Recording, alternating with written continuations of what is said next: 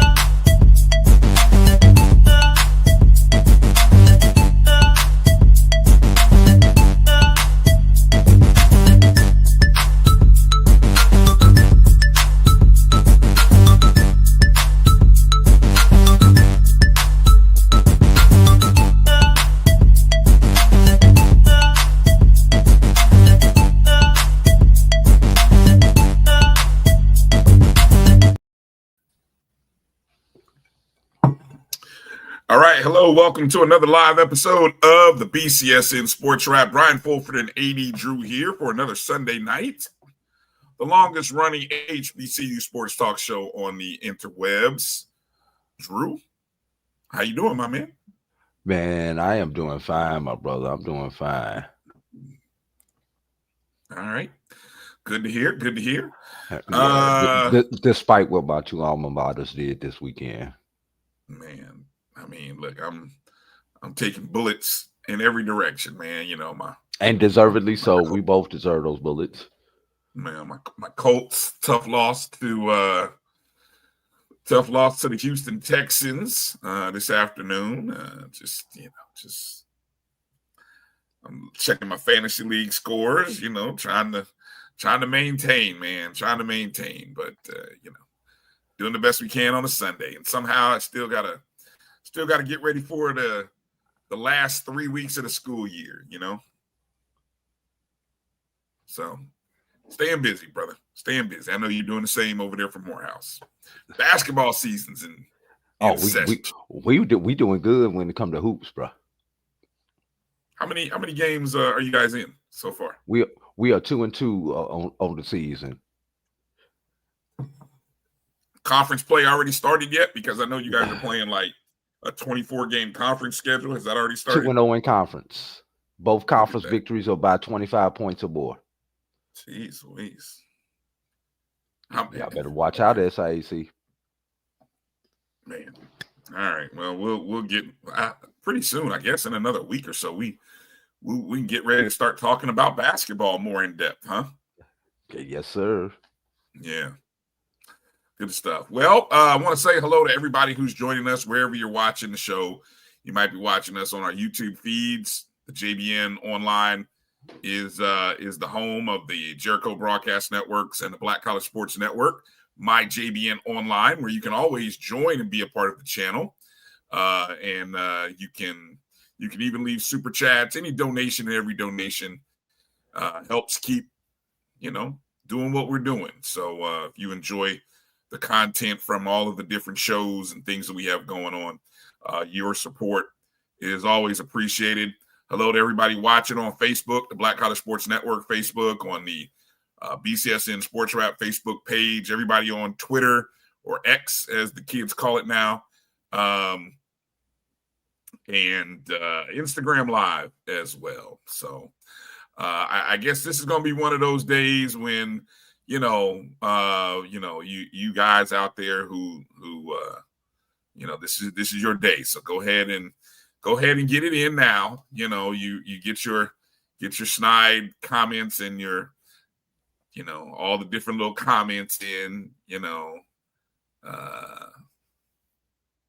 So all right, it's all good. It's all good. So we will rebound, but we got a lot of.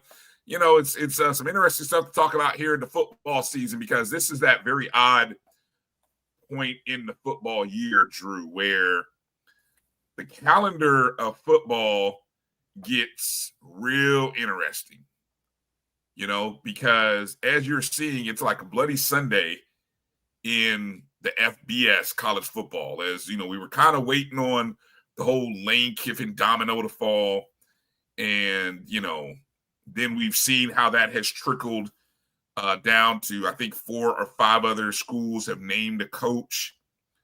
Then other schools where those coaches came from will be looking for jobs, so on and so forth. And it's got me in a mindset of wondering, Drew, we got to celebrate for a second, because we got a pair of former HBCU head coaches who are doing some pretty big things right now at the FBS level. And I'm wondering, with this run of group of 5 jobs that are about to open, is there any chance that we might see some names from the HBCU level join the likes of Jerry Mack at Kennesaw State, Willie Simmons at FIU, Deion Sanders? I guess I got to include his name, right? Jerry Mack is going to be leading Kennesaw State to the Conference USA Championship in his first year at Kennesaw State.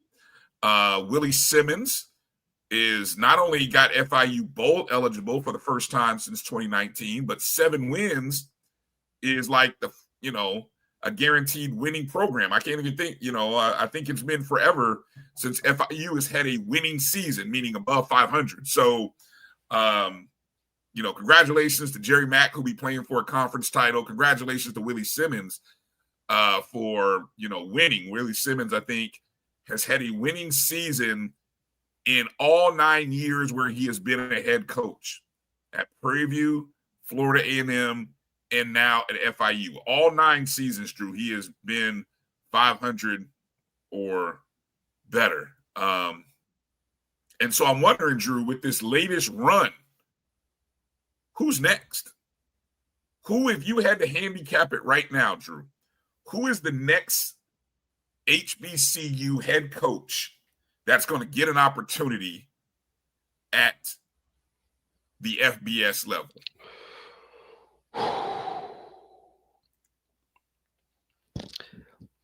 I don't know who will, but can I give you some good candidates? Well, isn't that the same thing? I agree, but saying they're a good candidate and that they will actually get their chance is 2 different things. Okay, I got you. Willie had to go be a position coach at a P5 before he got his chance at the next level. Which personally, I never thought he had to, but okay, he did. Gotcha. Yes. I don't think Jerry Mack did. Jerry Mack went right from, if I'm not mistaken, didn't Jerry Mack go right from North Carolina Central to a coaching job? I got to look it up here. But who do you have on that list? How about Chennis Berry? That'd be the first name in my that'd be the first name on my list. He's won 30 conference games in a row. Mm-hmm. TC Taylor. Yeah, I guess definitely. Yeah, thank you for you guys correcting me. I did look it up. Jerry Mack, he was he did spend some time as an assistant before taking over at Kennesaw State. So obviously those are the hottest 2 out there. It may be premature. I noticed you didn't mention. Let me get to it. It may be premature, but you have to throw it out there just because of the cachet that he brings. How about Deshaun Jackson? Okay. Just because of the cachet. Kind of early, but okay. But because of that big star NFL name and what he did in 1 year at not only the doormat of the BAC, but the doormat of Division-I HBCU football, it's going to garner some looks. It may be a year early to be talking about him, but if he duplicates what he does at Delaware State next year, he's going to be on somebody's candidate list. You didn't mention Trey Oliver. I'm surprised that was my next one. Okay. That was the next one that I was going to go with was Trey Oliver.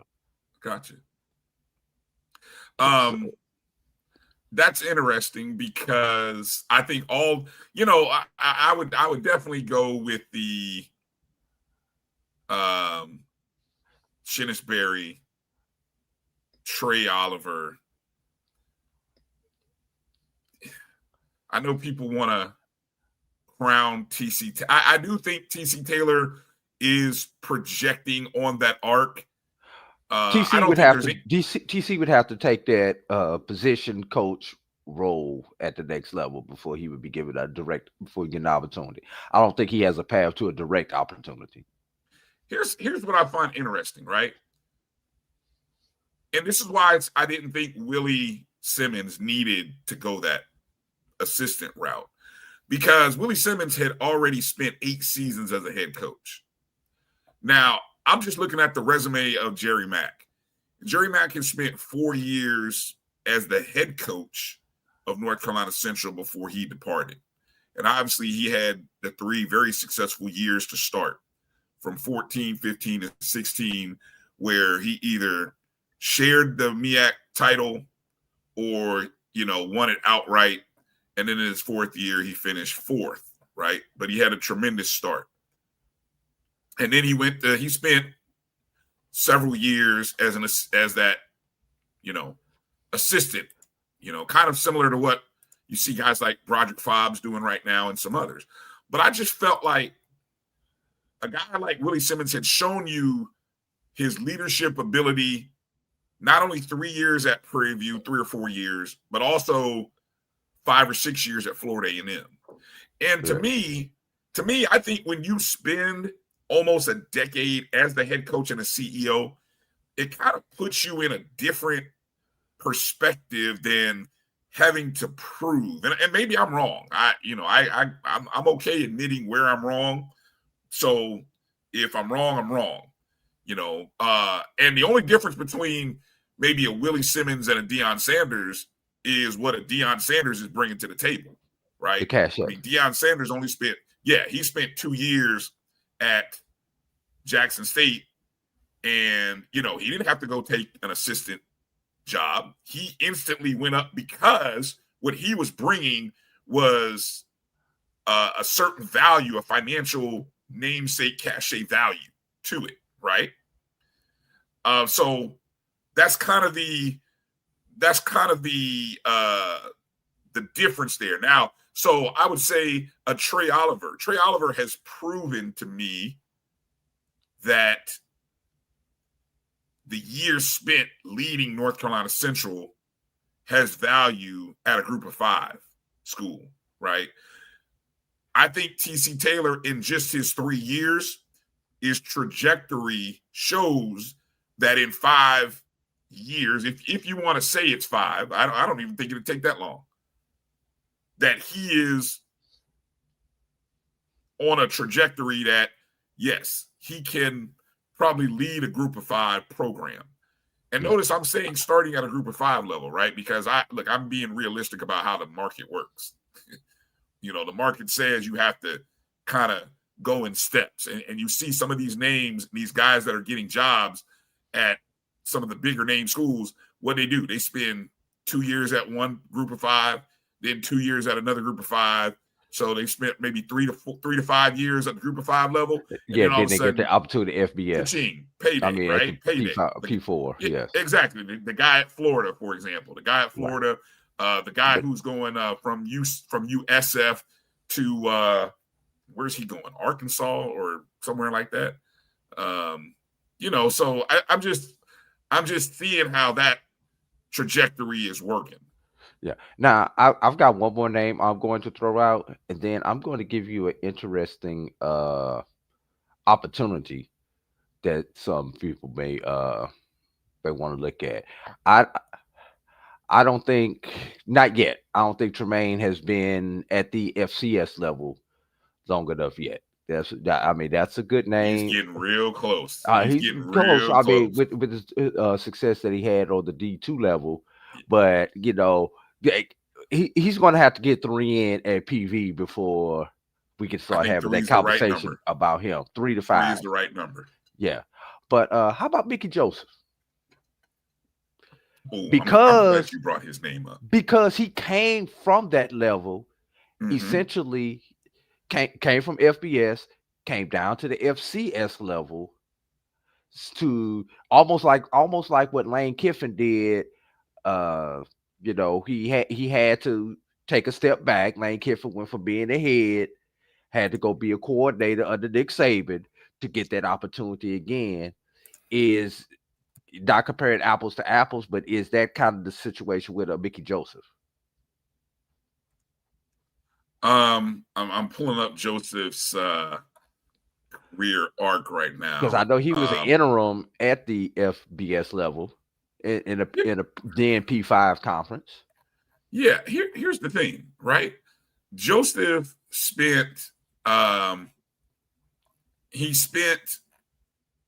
obviously he started at Langston, where he was at Langston for a couple years, right?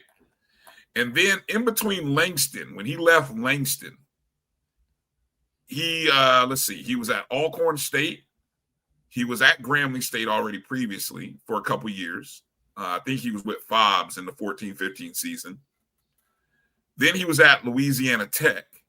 And then I think where his arc changed is when he went to LSU. His trajectory changed when he was part of that LSU run 17-19. He was headlining. He was coaching wide receivers. I mean, big name wide receiver. That's wide receiver U at LSU. Yeah. And then he became the assistant head coach for a couple seasons, 20 and 21. Then he went over to Nebraska, similar role, right? And then he became the interim head coach in that 22 season. And then it all blew up at Nebraska, right? Where, I think Nebraska, I'm looking at it now, his record was 3-6, 3-5. And then I think they went to Matt Rule, who really hadn't done any better than Mickey Joseph, to be honest with you. And then Joseph came to Grambling. Now, it's funny that you bring his name up, and you bring his name up in context with the Lane Kiffin thing. Because two things. One, with the fact that, Grambling State lost that game to Southern, which we'll get into talking about that next segment. Yeah. But they lost the game to Southern. He needed 2 wins in the last 2 games to get 8. And I think, if I'm not mistaken, the 8 would have kicked in an additional 3rd year on his contract. Well, Drew, given all the stuff going on with Lane Kiffin, I want you all to pay attention to what happens over the next 48 hours. Because I got a little birdie that has hit me on to the fact that, pay attention to Mickey Joseph and whether or not he may make a return to LSU or not. He has a relationship, according to my source, with Lane Kiffin, and there's a likelihood, possibility, that a door may open for him to go to LSU. And so what that means is that another trickle down, right, where not only has Southern named a new coach, but also we might be looking at Grambling State looking for a new coach. And Drew, I'm going to give you the wildest, I'm just projecting here is all I'm thinking of this. I'm just going to give you the wildest, like, damn, no, really? This could happen? Maybe. Watch it. If this happens, I want all y'all to come on this channel and praise me, and I won't be like other people and say, clip this. I was the first who told you this. I was the first who put this out there. Who was the interim coach who just won the Bayou?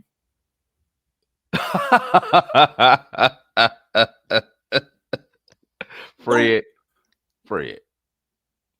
Who's wouldn't it be like wild, almost like the Bizarro of the Terrence Graves world, if the guy who just beat you as the interim coach of your rival all of a sudden becomes your head coach after Mickey Joseph leaves? Well, I'm speculating. I'm just throwing it out there as pure speculation. But now let's go into part two. Let's go into part two of that conversation. And we're just speculating. And we're probably getting ahead of ourselves. Way ahead of ourselves. But there's also one Quentin Morgan who has ties to Grambling. Just recently let go at Langston, who I think would be on the short list. Yeah, after 10 years at Langston. That's another name to kind of pay attention to. Right. Thanks, Keith. Thank you, Keith. Appreciate it. I want all y'all to come because he sure don't get those bold predictions right on Wednesday night. Let's see if they work on Sunday night. I don't get bold predictions right. I'm staying away from bold predictions. Dude, fade me, as they like to say. If I give you something, fade me. But anyway, but that is the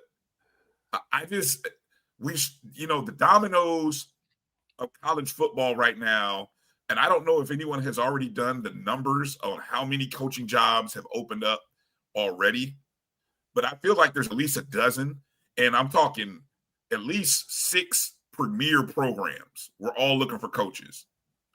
And so once you start filling in those names, I don't know. I don't know. So Brian, let's continue to play the game. Yeah.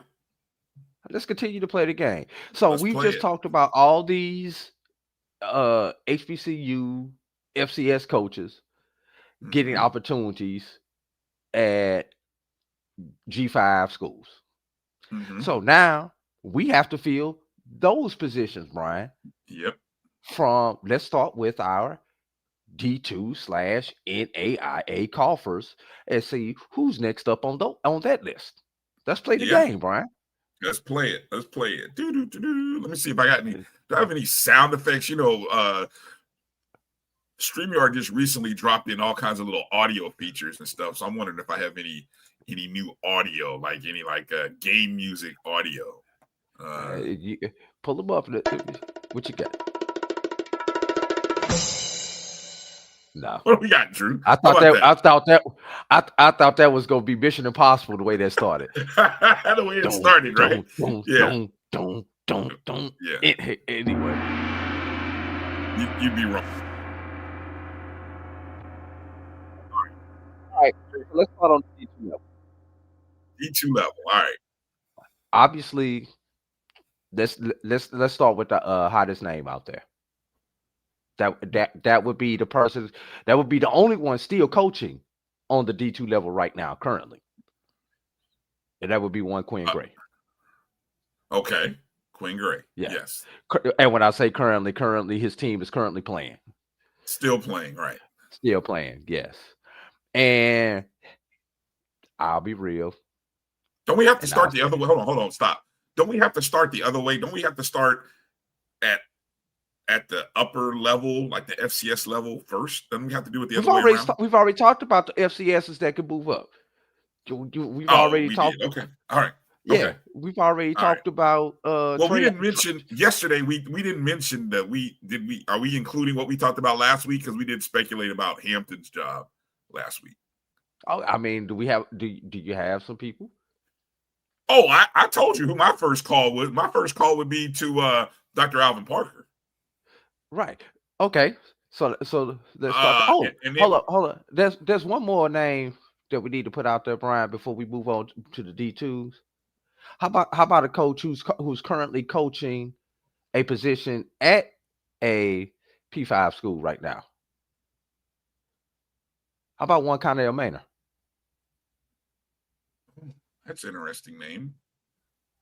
But where would you see Connell Maynor fitting? I don't know, but if we're going to talk about people, I mean, it was forced for him to take this path, but he has taken the path. 12 years as a head coach? Yeah. 11 of them were winning seasons. Now he's a position coach. So, maybe another year the position coach, and then maybe he gets an opportunity at a G5 school. So that would be the last one that I would want to out there. 105 and 65. Now, here's the thing about Connell Maynor, right? Now, if you're Connell Maynor, who is, let me see if I can pull up his age, 56 years old. This is the, now, if Connell Maynor has a good agent worth anything, this is the cycle for Connell Maynor to get his name out there. Because as we've already, there's going to be group of 5 jobs open, right?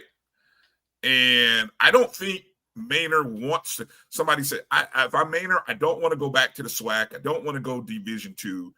It should be progressing upward. The man has over 100 wins. There are people getting jobs right now who don't have the coaching record that Connell Maynor has, right? And he's proven. He's been to the championship game at Winston-Salem State. He's won a conference title, 2 conference title at 2 different levels. I'm progressing forward. So you got to be looking at a group of 5 school if you want to give Maynor a serious consideration. So I like that. That's a great one. That's a great one to start with, Drew. Okay, now let's get back to our regular scheduled program. Okay, you started with Dr. Alvin Parker. Correct. Has a success, turned around a Virginia Union team, and he's about at the max that you could do with a Union team outside of winning a natty. You said there's still more. More meat on the bone. Outside of winning the natty, there's not a whole lot left that he has not accomplished already at Union. That's true. Looking at the record here, 4 consecutive appearances, won the conference title once, been to the championship game 3 times. Made to the regional finals last year. Yep, 2-4 in the NCAA playoffs. Been a coach of the year. For a coach who's not quite 50. This is a good time for. I think this is a good this is a great opportunity for Parker. Yeah. And again, to me, I think Hampton is the perfect. Well, I don't know Hampton's makeup per se, but it would seem like Hampton would be wise to have him on the short list. Let me just put it like that. Right. And another one, he's hotter than fish grease right now, is the only coach that's still playing. He's only still coaching right now. But that would be Quinn Gray. And if time is opportunity, this is the time to explore the opportunity. If you want Quinn Gray Senior, that's why they have agents. Exactly. It is because you have, even though you have a coach in place at his alma mater, you definitely have a hunger to improve the program. And so the key stakeholders, let me take that back. The key decision makers who were all on the plane to Itta Bena or coming from Jackson and the game in Itta Bena on Saturday, all the key stakeholders were there, from the president to the CEO of the university to the advisor to the athletic director to the interim AD. Everybody was there. Okay. So you got to ask yourself, what is the future of the current coach in their eyes? And I was it you who said it? No, you know what? I was listening to my guy Jay Peeps and their post-game show on yesterday after the FAMU Valley game. And I think it was Troy of Fat Mouth Sports. He was talking about that. I think it was him, or might have been Keith. I don't know. But anyway, they were saying that if you don't go after Quinn now, Quinn's value goes up the following year. In similar fashion to the way Dr. Alvin Parker, I thought Norfolk State, and again, I don't know if Norfolk State had made a pitch to go after him prior to Mike Vick, but if they missed out on Dr. Parker last year, his value is even more this market where Hampton is now looking for a coach. Does that make sense? And I thought that was perfectly said. So, as you said, Drew, I mean, Zach asked a great question. I don't know how far Albany State can go. If they can get to the Final Four or the championship game, I mean, his value continues to rise. Right. And we'll save that for a little bit later when I get into it. That's a very good question, Zach. I do think I'll save it. Just stay tuned as we get into the next segment, and we'll talk about we get deeper into Albany State. But yes, they have more than a puncher's chance. Yes, yesterday's price is not today's price. Yes, I think exactly. that was the exact line, Keith. Thank you. That I was listening to you guys earlier this afternoon, and yes, yesterday's price is not today's price. There it is. Yeah, and with inflation and tariffs, it's going up every day. Now let's move on to the next one. Okay. We've talked about Dr. Parker. We've talked about Quinn Gray. And mind you, everybody, we have no inside information. We don't know anything about anybody moving. We're just having a conversation, everybody.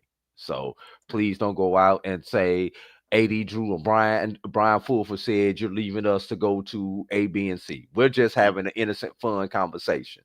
Unless I get that other scenario right, then I want y'all to praise the hell out of me, just like the rest of y'all running around talking about I got it first and I did all this. Praise me.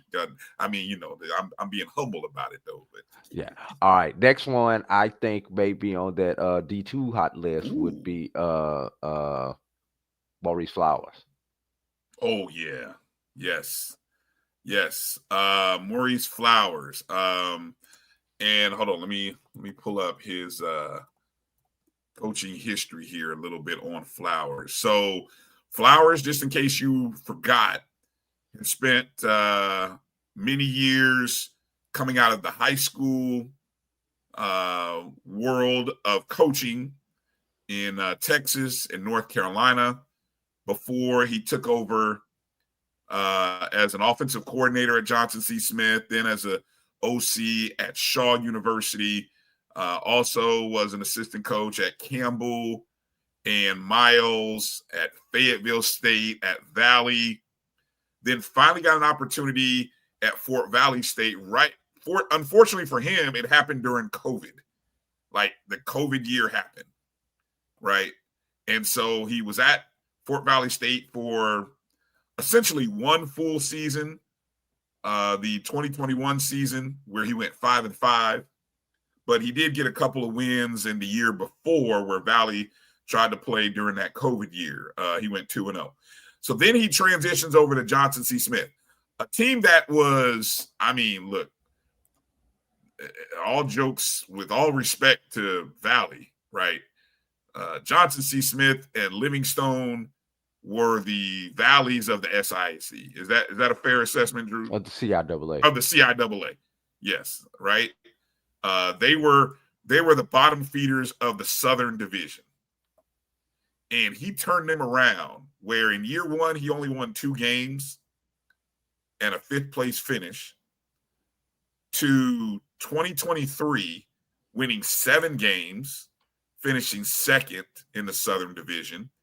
Then last year, where they get rid of the divisions and go overall, he goes 8-0 to start the year, gets within 1 game, needing just 1 game of the last 2 to get to the championship game. Unfortunately, they don't win it.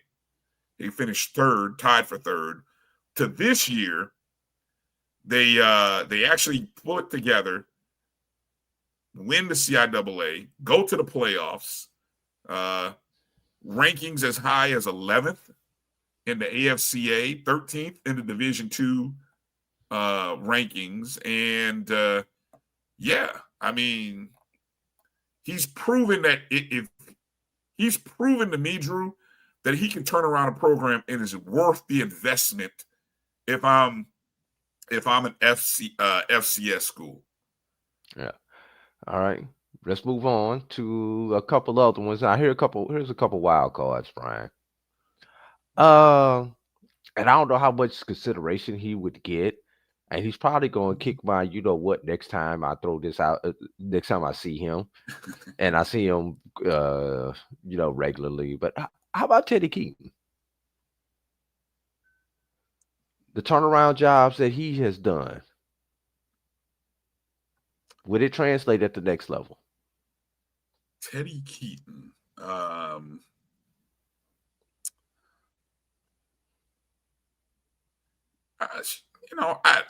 guess. Steelman, Allen, Clark Atlanta, assistant of Miles.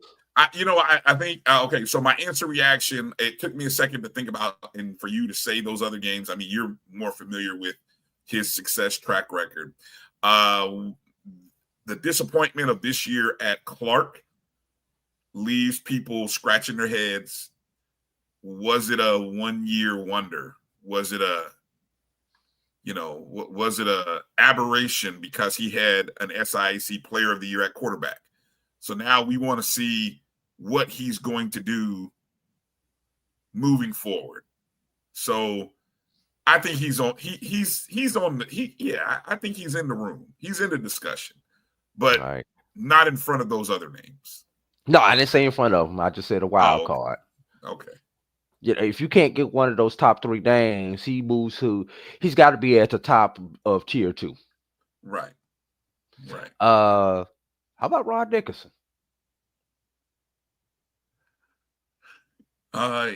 Dickerson comes with a background, if I recall. Let me see. I was looking that up.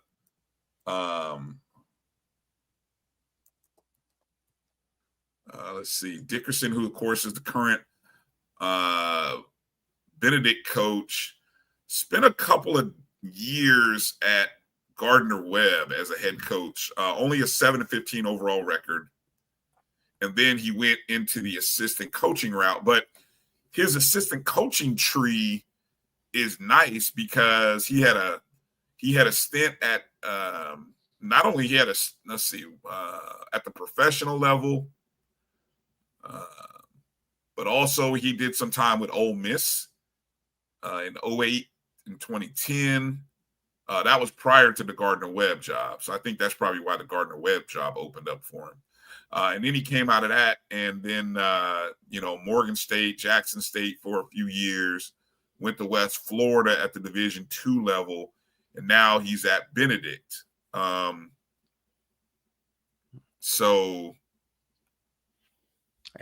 All right, let's move on. Give me one more year of success, and we'll be talking about Felton Huggins. I agree. Let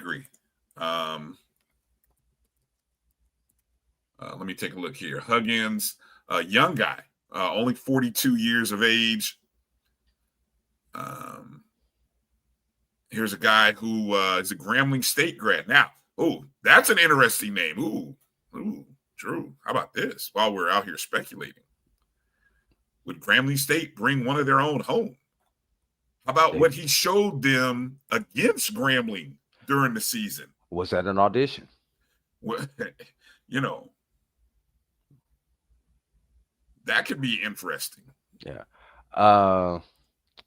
Wild card, Dr. Henry Frazier. For what, Hampton? No, I'm just talking about in general. Just in general. On the tier 2 list.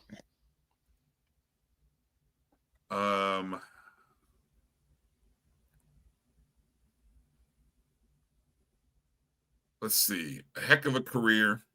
Bowie State, Prairie View A&M, North Carolina Central, Virginia State. He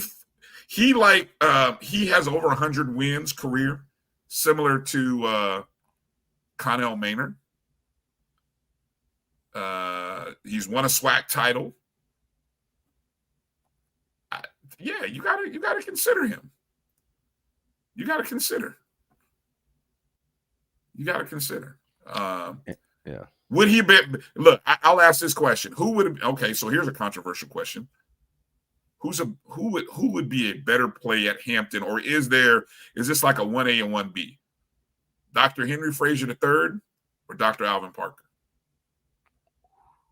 Don't answer. And I think, but here's another thing: knowing what type of institution Hampton is, I think it's perfect that both of those men have doctorate degrees. I think it's so Hampton, in my opinion, right?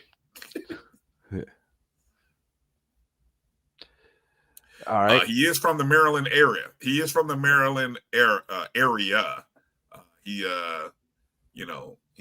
born in DC. He played at Bowie State. Yeah, that would be, obviously Morgan State has a coach. Ooh, there's a name. Grambling is going to have a lot. The speculation at Grambling is going to wait. The man still got the job. So let's stop talking about Grambling. Okay, all right. I don't know for how long. I'm just and speaking of, obviously, coach who recently was coaching, Quentin Morgan, goes on the list of potential candidates. And we did forget about one coach when I'm going back to the FCS level, who's actually started a program, has not coached a game yet, but Bobby Rome, who went from Central State to Florida Memorial. Now he's at Chicago State, I believe it is. Okay. Started that program up there, which would be a D1 program. Yep. So, and all this leaves room with all this movement when all these dominoes fall, Brian, for one Ferocity Dorman to get one of these doggone jobs. You got to take care of my guy. Got to take care. You got to take care of my guy. You got to take Langston. I know you got to be. Yeah, I know he's on the Langston short list. He's got to be on the Langston He's got to be. He's got to be. I mean, come on, Langston. Come on. What are we doing, Langston? We know some of the people over there. I'd be. Oh, wow. Really? He was at Virginia Lynchburg? Or did he lose at Virginia Lynchburg? No, he was at Virginia. I think he went from Lynchburg to Florida Memorial. Oh, well, folks need a job, folks need a job. You try to do what you can. And I'm sure a lot of coaches get told that they're going to get certain resources, and then when it comes time to get those resources, they somehow aren't available, sadly. Brian, the coaching mentality, and if you're a coach and you're there, I can coach anybody. I can save anybody. I can win in any situation. That's your mentality as a coach. And if you don't walk in with that mentality, I don't want you coaching for me. There you go. Can we transition to the big coaching hire news that came out over the weekend, or really? It was speculated until it was official made by the university. Let's get it after the break. Let's get the break. Come on. Let's do it now. We were already over our break. Come on. That way we push break number 2. It's about break number 2 coming up. Oh, the heck with that. I mean, we're trying to keep this thing moving, Drew. I don't want to be here past 8:00. I honestly don't. So let's just keep this thing moving, and we'll take the break at the top of the hour. Let's do that. Right. So Marshall Faulk finally gets the job, the announcement is finally made that Hall of Fame running back Marshall Faulk is the new coach at Southern University. Now, what I find interesting, first off, nice graphics. They put the nice Southern hat. I don't even know if Southern makes that hat.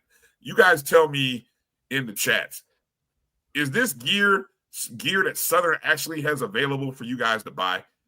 Has there been a coach that actually has worn this particular hat that Marshall Faulk is wearing? Because that's a pretty dope lid that he's got on his head. I'm just gonna say that.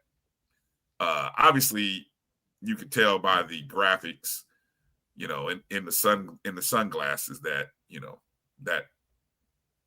Anyway, but Marshall Faulk gets the job now. AI at his best. not AI. This is give these graphic designers a great give graphic designers they props. I mean, they did the damn thing with this graphic, man. The graphic designers, they got the signature in there. You know, they got the you see the Hall of Fame photo in the background, the sort of the watermark, and then of course, if you didn't know that he was a former football player with the world champion St. Louis Rams, you got that picture there. Doc says yes, that is an actual cap. Okay, we'll see. There you go. I've never seen anybody wear it, but okay, that's a tight lid though. But anyway, Brian, can I tell you a secret? What? Everything that we have in the athletic department is not for sale. I understand that. Sadly, I understand that too well, because there's many times I've been trying to get FAMU gear and I can't get it. Yeah, which doesn't make sense to me. Athletic it's called but you see, that's the problem. The best thing that the NFL ever did was come up with the sideline collection gear. You know what the sideline collection gear is? The same stuff that you see the coaches and the players wear on the sideline, Drew. Guess who else can purchase that for an obscene price? Who else can purchase that? This guy. And because I want to be you could buy it next year, with Brian. my team. You could buy it next year. Okay. But they don't make it available next year, Drew. That's my point. They should, but they don't. But the NFL is a little more savvy. They make it available in season. See, I didn't even know New Era had an HBCU series, Doc. You put me on I got to go look this up in the next break. The New Era HBCU. Somebody send me a link. Who is that? Is that running through Fanatics, or is that strictly on the New Era site? Yes, exactly. You know what I'm talking about, Keith. I can talk to the head coach. I can interview the head coach, but I can't get a hold of that FAMU baseball cap for nothing. That is like an exclusive, rare, and it shouldn't be. It shouldn't be, but it is. I would pay $40 for that hat. I'm just being honest. Because if I would pay $40 for an Atlanta Braves cap, I would pay $40 for that FAMU baseball cap. But anyway, back to Marshall Faulk. So Marshall Faulk gets the job. Now, you and I were, or maybe some of us were speculating when this all started coming out, and props to those who got it right. I think officially off script, Scotty, Reggie Flood, I think they were the first to officially break it, according to the timeline reports. Then I saw on my timeline, I saw Kevin Baptiste report it. But all this started coming out, I think, Wednesday before Thanksgiving. And we were talking about it on Thursday's show with Dr. Gaville, how Southern wasn't even on the correct page. Southern wasn't sold together to the point where Southern could capitalize on this moment. And the reason I was saying they should capitalize on the moment, Drew, is because all of the stuff with Lane Kiffin going to LSU was pending, floating around. It seemed 90% he was going. Then it dropped to maybe 60%. Of course, we know the news today that he's getting a big bag from LSU. LSU being right down the street or across the bridge or across the train tracks, whatever, from Southern, other side of town. Okay. So the big news of Marshall Faulk, Pro Football Hall of Famer, coming to Southern is going to get lost in the sauce because of, guess who? Lane Kiffin, and the domino effect that the Lane Kiffin hiring is going to bring. So I want your instant reaction to that first off, Drew. Look, one of the worst kept secrets in HBCU over the last week. But Brian, let's think back on this, and yes, please forgive me for using this analogy. This is no worse of a kept secret than Prime going to Jackson State in 2021. You really? Really? You think 24 to 48 hours before it was publicly announced, we started hearing the Coach Prime rumors. So Yeah. I don't think this was any worse than that. Now, the difference between that and now, there was no lead up to Prime. There was much lead up for Falk coming in. So yes, it's tough that we in an institution where you have a city where you have two institutions, and this is a rare occurrence, Brian. There's only a couple of places where this can happen at. Tallahassee being another one where this can happen at, where you've got both these coaching announcements coming out essentially within 24 hours of each other in the same city. Obviously, the news media is going to pick up on the the FBS hire over the FCS hire. But it don't even have to be like that. It could be, hell, if Alabama decides to get a new coach and Alabama State or Alabama A&M decide to get a new coach, every news outlet in the state of Alabama is going to pick up on it.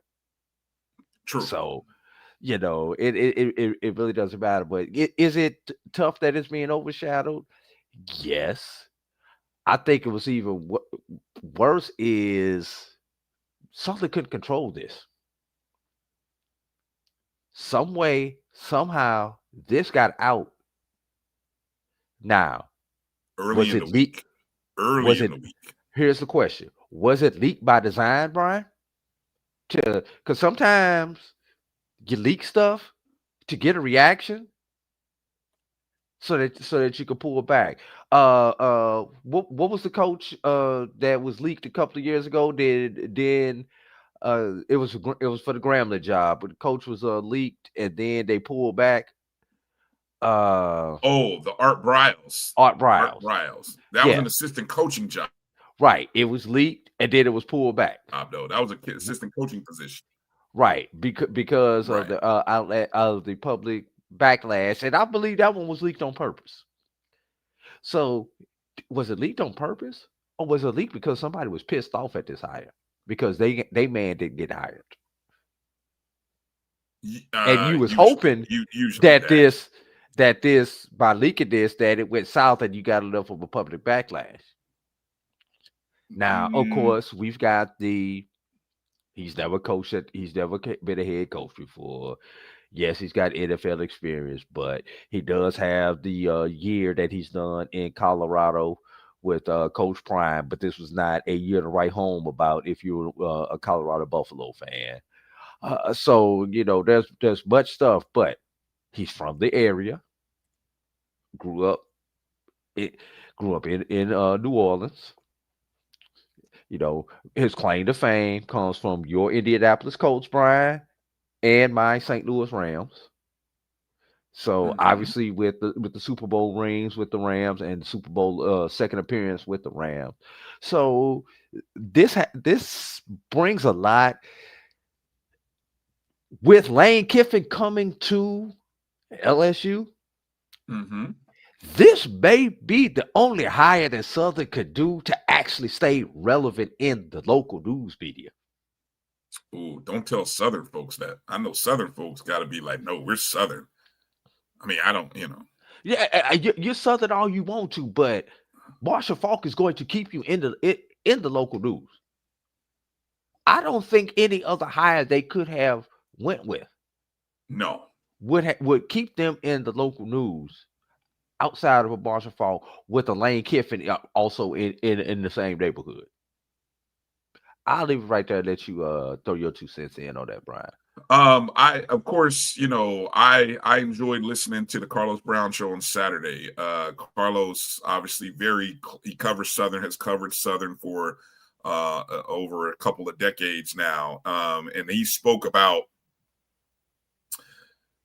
if you want to find out info, I would encourage you to go back and check out the podcast from Saturday's Carlos Brown show. It's on the BCSN Pod Zone. You can hear the first 30 minutes. I think the first 30 minutes of the first segment, they talk about this job. That's where I want to get to. that's where I want to get to, because thank you, Carlos, for checking in.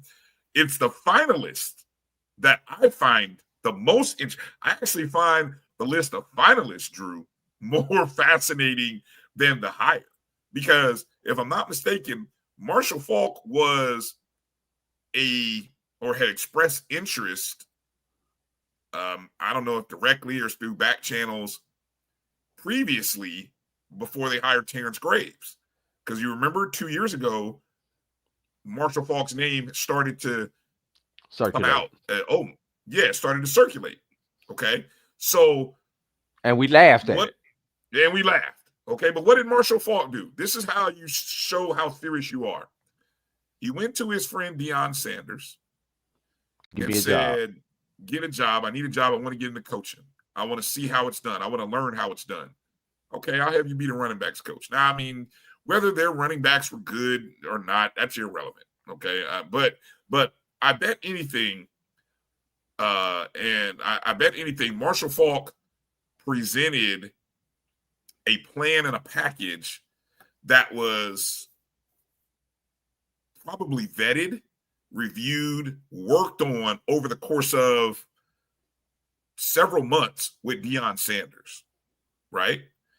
Probably, if Deshaun Jackson leaned on Deion Sanders in getting the Delaware State job, I'm willing to bet Marshall Faulk did the same thing.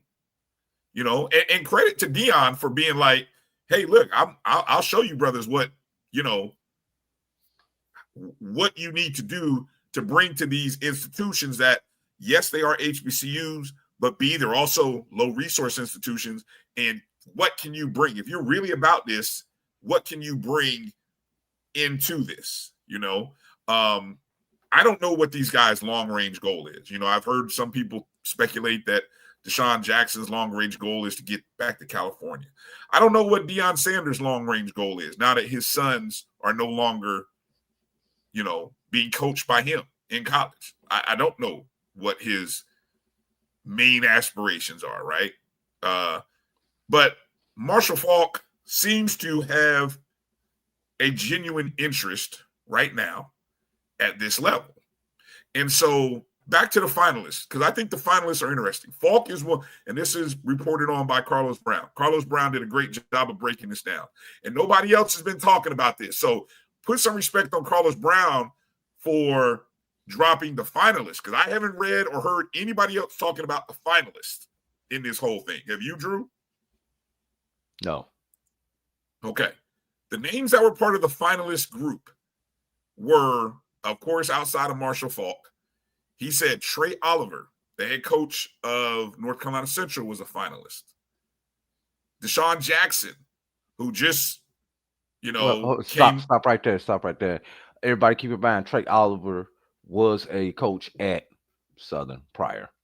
Okay, see? I just want to make sure everybody.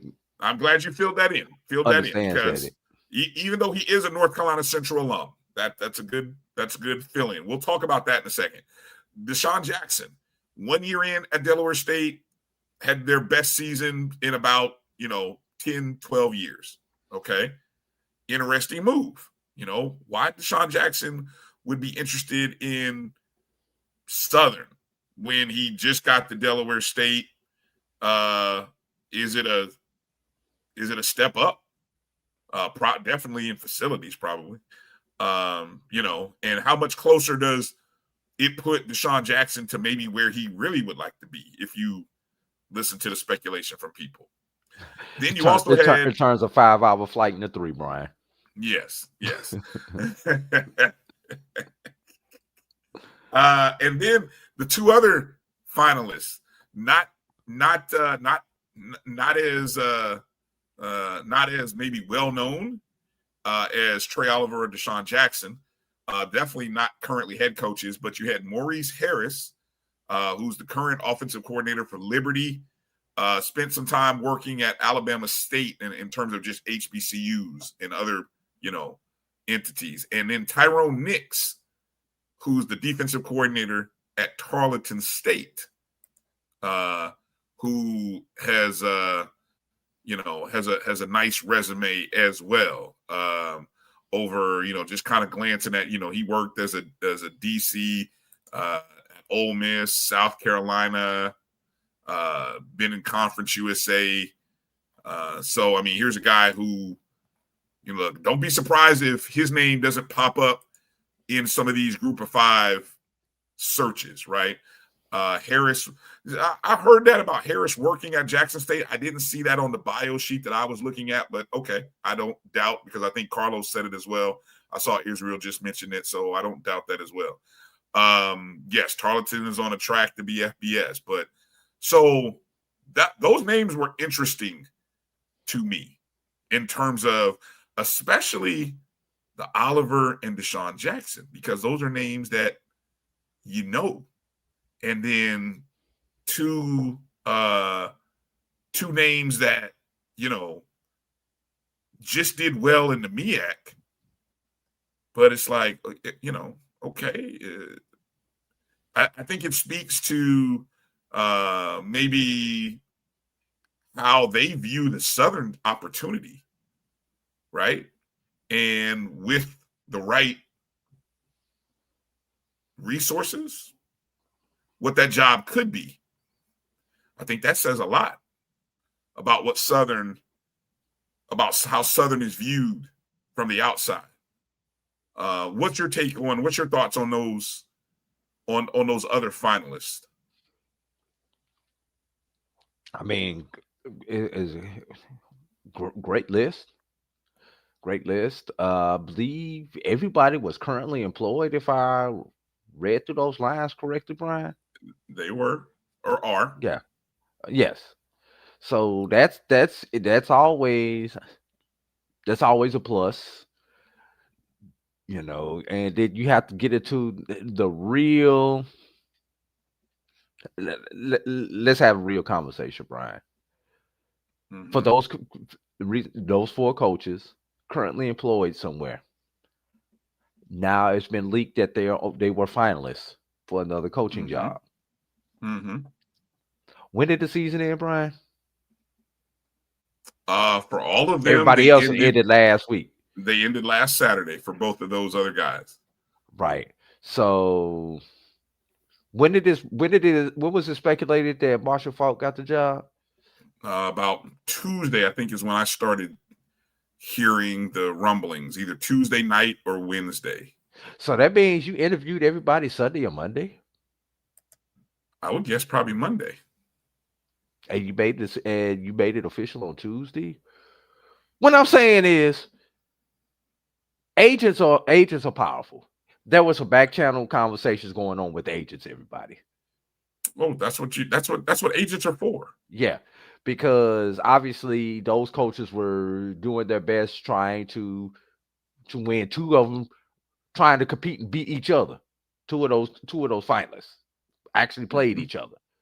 Mm-hmm. So there's a lot of back channels going on, but just the timing of this for this move to happen so fast after the season. Last thing on Marshall Faulk. We've seen a very interesting dynamic from the most recent pro football coaches, where Deshaun Jackson in year 1 goes 8-4. We've seen Mike Vick go 1-10, 1-11, 1-11, 1 and forever, losing 10 in a row. Which path is Marshall Faulk most likely to dance with? Which partner, which style, which is he? I mean, Southern just ended up with a 2-10 season, right? So I don't know. Can it get worse? Well, Brian, I want you to think about this. Have you looked at the last 4, 5 SWAC West champions? Well, it's been the same 3 the last 5 years. And it's been the other ones. It's either been Prairie View or Southern. Every other year. That's true. So if you just follow that trend, Next year is Southern's year. Oh God. I mean, it's literally been Prairie View Southern, Prairie View Southern, Prairie View Southern. Nobody else has won the West since expansion outside those two teams. True. And nobody's won it consecutive. Right. So just looking at that, it's Southern's year. Now, what Deshaun Jackson has showed is you can get it done in 1 year. You can, yes. You can get it done in 1 year. Or year one. In year one. Year one. Now, here's the thing. Forgive me for saying this, Brian. I hope he don't get it done in year one. Oh, true. Why? Year one, Eric Dooley, SWAC Championship Game. Year two, Eric Dooley, fired. Year one, Terrence Graves, SWAC Championship Game. Year two, Terrence Graves, fired. Oh, God. You do not want, Marshall Falk, you do not want to win year one. Damn, Drew. Because the level of expectation apparently gets too unrealistic for Southern folk. I'm sorry, Southern folk. Y'all got to hear this one. I don't know what, each situation was different. But when you look at it, year one success, year two can. Year one success, year two can. And that was after getting rid of a coach who had pretty decent success for multiple years. So yeah. Southern. The ghost of Dawson Odoms. The ghost of Dawson Odoms. Dawson Odoms had you in championship game, Southern. You wasn't happy. I want to have a real conversation with Jag Nation. Have it. What is it going to take to make you happy, Southern? We know winning the SWAC West does not make y'all happy. Are you willing to put we know you have the largest budget in the SWAC, but are you willing to put the other resources with it, Southern Jaguar Nation, to go along with that budget? Because that budget still only gets you so far. You also have more sports than everybody else too, which means you need to have that larger budget. So, Southern, let's have a real conversation. There are some interesting dynamics here, which, I mean, for another show, I love what we've seen in the last 5 years, where we've seen Deion Sanders do it in a short time frame. Deshaun Jackson do it in a short time frame. We've seen Eddie Robinson Jr. take 4 years to get to the level where he won 10 games. Still hasn't won. He still hasn't gotten to a SWAC championship game. Can I cut you off, Brian? Well, hold on. Let me finish. Let me finish.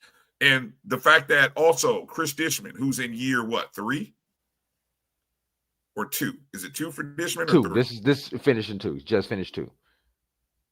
He did what? He just finished 2. Okay. In 2 years, he had Texas Southern within a play of being in the West Division, winning the West within a play. So, and Eddie George took 3 to 4 years. 3. 4 to win. So 4. So yeah. To score your point, Drew, and I'll get out of your way. Is Southern, if it doesn't happen in year 1, because as you just mentioned, when Southern has done it in year 1, the expectation stays high, and then it comes back to earth. I almost agree with you now that probably it's in the best interest for the longevity and future security of being at Southern that you don't win the West in year 1. I'm just saying. But you got to give him time. Southern has to give him time. Right.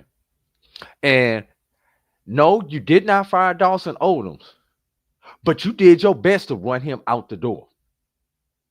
Where he was almost like, I know there's something better than this out here. You wouldn't pay the man. Let's start off with that. I don't think Dawson Oldham felt like he was. I don't think he felt like he was loved at Southern. And then the opportunity to go home came up. Yeah, who doesn't want to return home? But Bryan, it's time for us to break up. But you're not giving me a reason. You're not even asking me to stay around. So I'm going out the door. I.e. Dawson Oldham. They're saying they offered him $260K. So, all right. It's fascinating. The press conference will be on Monday. I believe the time, I wrote this down in the notes, 2:00 Central Time, I believe. So that'll be 3:00 Eastern in the Leon R. Tarver II Cultural and Heritage Center. I would imagine that is a place where any Jaguar Nation member or anybody of the Jaguar Nation could go and attend and be there to support your coach. Should be a fascinating debut. It'll be interesting to kind of hear his plan for how he's going to rebuild the Southern Jaguar program. I mean, of course, just 2 years removed from winning the West, but Bryan, there's plenty of talent right there in that area of Louisiana, Texas, that I-10 corridor. I think there was some talent on that team. Yeah. To be honest, there was some talent on that team. Kelby Givens. So, yeah.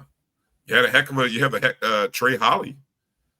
So, I don't think Kelby Givens has any eligibility left. No, I don't know. Yeah. He's done. Yeah. Trey Holly has eligibility left. I mean, now if you're Trey Holly, I mean, that'd be interesting. I mean, you go back to LSU? Well, why would you leave and go to LSU when you got a Hall of Fame running back coming in as your head coach? Why would you leave? Why would you leave that? I mean, unless the bag is much better, but the bag will be better, but yeah, probably. But why would you leave? Southern gave you a chance when that other school threw you away, so to speak. Hey, Bryan, how about that?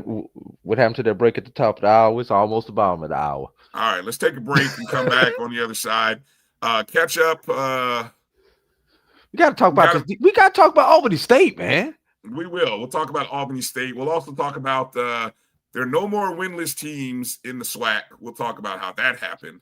And then also we'll kind of set you up with some graphics to look ahead to the SWAC Championship Game between Prairie View and Jackson State.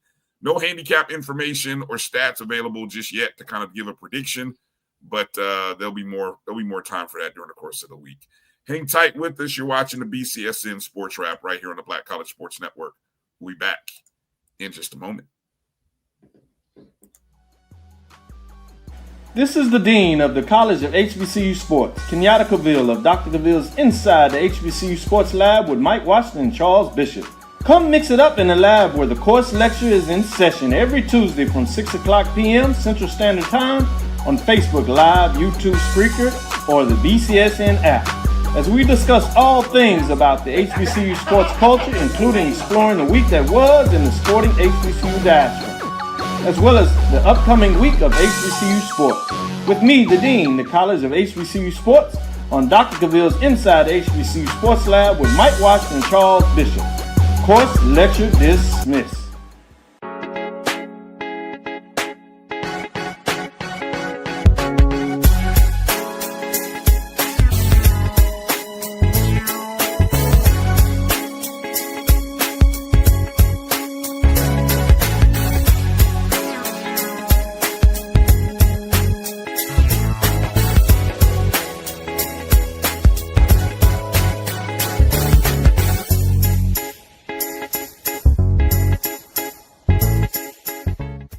It's never too early to plant the seed, to share the tradition, and instill a sense of pride in your HBCU with your little ones.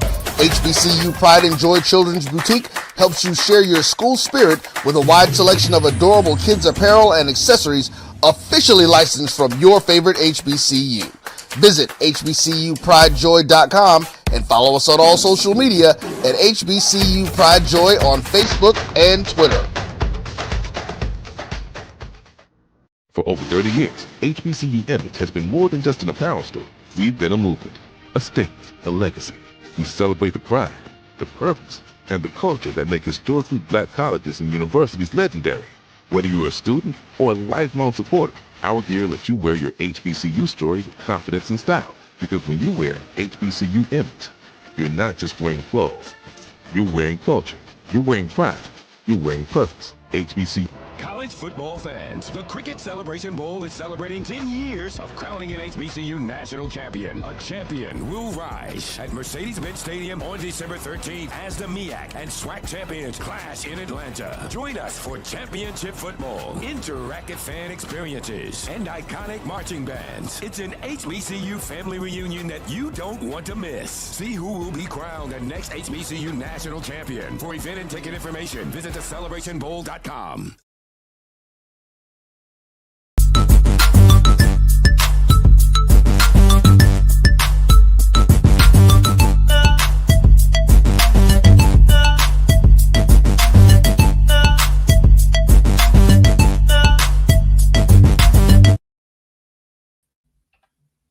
All right, welcome back to the BCSN SportsWrap. Brian Fulford and A.D. Drew here. Appreciate everybody jumping in and joining us wherever you are watching on YouTube or Facebook.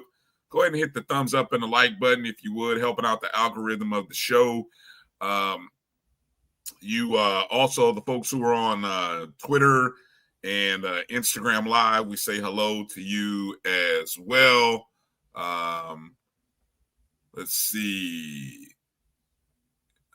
Dave Wave Global on Instagram Live. Shout out to you, Dave, for taking some time out to hit us up on IG Live. The folks on Twitter, if you're on the web browser, I think you can leave a chat as well. Hit the thumbs up and the like button if you would. If you're watching the show via the podcast, the BCSN Pod Zone, which you can find on all of your favorite podcast network channels, Spotify, Amazon Music, iHeartRadio, Apple Podcast. Make sure you are subscribed, and you can always go back and listen. Again, I want to go back and remind you guys, check out Carlos Brown's show from Saturday.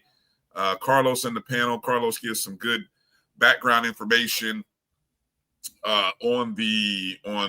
obviously his show was before the Bayou Classic. But in terms of the hire of Marshall Falk and just the process and some of the other candidates, some good info there. And then this morning's Sports Lab with Drew, myself, Doc, and Charles, from if you missed the recap. But all right, let's get into talking about the Albany State game. Albany State versus Benedict. The de facto HBCU Division-II under D1 mid-major, whatever category you want to call it, Black College National Championship game. Was it not, Drew? Yes, it was. Yeah, definitely was. And it lived up to the hype. Well, you were there. I wasn't. Obviously, I was in Itabena watching that train wreck. So give us some background there, if you would, Drew. Albany State came into the game. Now I'm looking at just kind of predictive analysis, Drew. Albany was about a 13.5 point favorite coming into the game, according to the metrics on Massey ratings. But it was a much closer game. Yeah, they lied to you. I could have told you that big game was not going to be that close, Brian. If you like defense, this was the game for you. You were on the edge of your seat because there were plenty of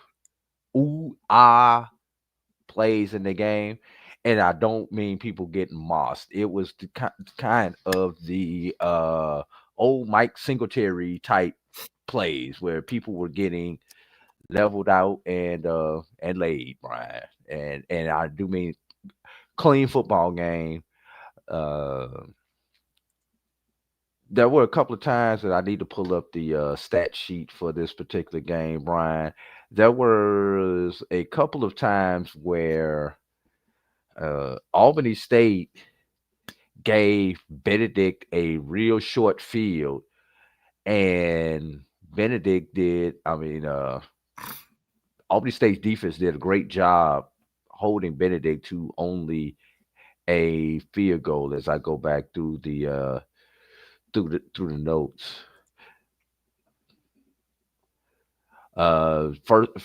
First play, Albany State drove down to the Benedict 36, and the first sack of the day for Isaiah Knowles occurred on Brian. Fourth and one, Brian. Albany State calls a timeout on a 4th and 1 from the Benedict 36, realizing that this is going to be one of those games where points matter. And at the 36, you're talking about a 53-yard field goal, Brian. Don't know too many Division-II kickers that are going to consistently make a 53-yard field goal. Not in the first quarter. Maybe if it's the fourth quarter and I need it, yes, I may go for it at that point, but not in the first quarter. So that's one of those, Brian, too close to punt, too far to kick. But on the 4th and 1 to get a strip sack, you're talking about, once again, the defense that was a preview of what we were going to see. And that was the first drive of the game, Brian. So then Benedict would drive down, get to the Albany State 33, and turn it over on down. So both teams turned the ball over on downs on their first offensive possession, Brian. And then Albany State would wind up getting the ball back, and they would score their first touchdown, Brian, of the day, put them up 7-0. Benedict would go and do what they need to do. But here's the thing, Brian.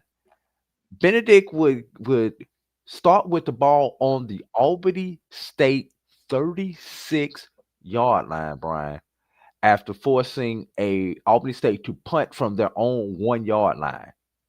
Brian field position, Brian. Right. And then the dirty blue defense does what they need to do. Benedict is only able to get 10 yards in that drive, Brian. 10 yards. 3 and out. A couple of penalties did not help Benedict along the way, but they wind up kicking a 43-yard field goal to make the score 7-3, and that's what closed out the first quarter, Brian. And as we got into the didn't hear it. Second. Go ahead. No, I was gonna say it's funny you mentioned that. I'm looking at the drives in the first half. Other than that opening drive, I'm just looking at the time of possessions. Yes. Well, no, I'm looking at the opening drive by Albany State. In the first half, that was the longest drive in terms of minutes on the clock in the first half, 3:07. Everything else is under 3 minutes of possession. Right. And you would think the two defenses would be tired. Yeah. Every drive. I mean, there are very few drives that go over 5 plays. A lot of 3 and outs, maybe 4, 5, but or one first down and then a 3 and out. Yeah, very few times. I was just looking here to see what the total number of punts were in this contest. Let me see. Total punts. Where it is. 7 punts for Albany State, 8 punts for Benedict. Yeah, that seems about right. So you had a total of 15 punts in the contest. Good God. Yeah. Now, Brian, as impressive as it was for Albany State starting on the for Benedict starting on the 36-yard line and Albany State only giving up 10 yards. How about the fact that in the second quarter, Brian, after a punt return, Benedict starts on the Albany State 20-yard line, Brian. 20 yards, Brian. 4th and 3 from the 13. They get 7 yards, Brian.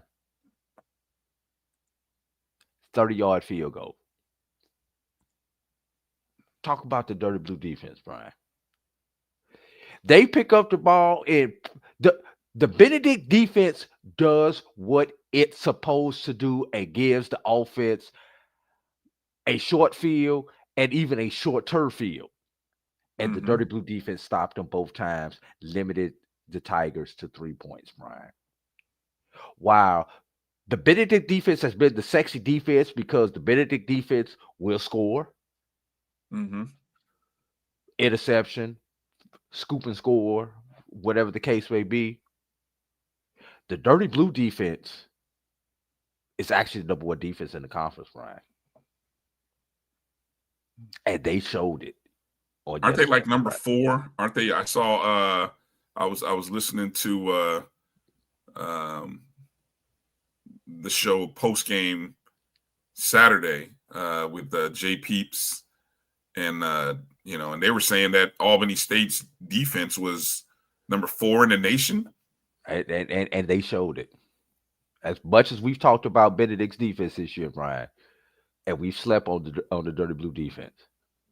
Well, we probably didn't sleep on it so much as, like you've mentioned before, we've talked about Benedict and the fact that their defense and special teams have scored points. And obviously, if Albany State doesn't give you that opportunity, well, now what is your offense going to do? Exactly. And the offense did the sum squad. And Benedict used a 2-quarterback system, Brian, in this particular game, where Ocean, and just to give it to you, Ocean primarily played the first and the third quarter. Jackson Jensen played primarily the second and the fourth quarter, Brian.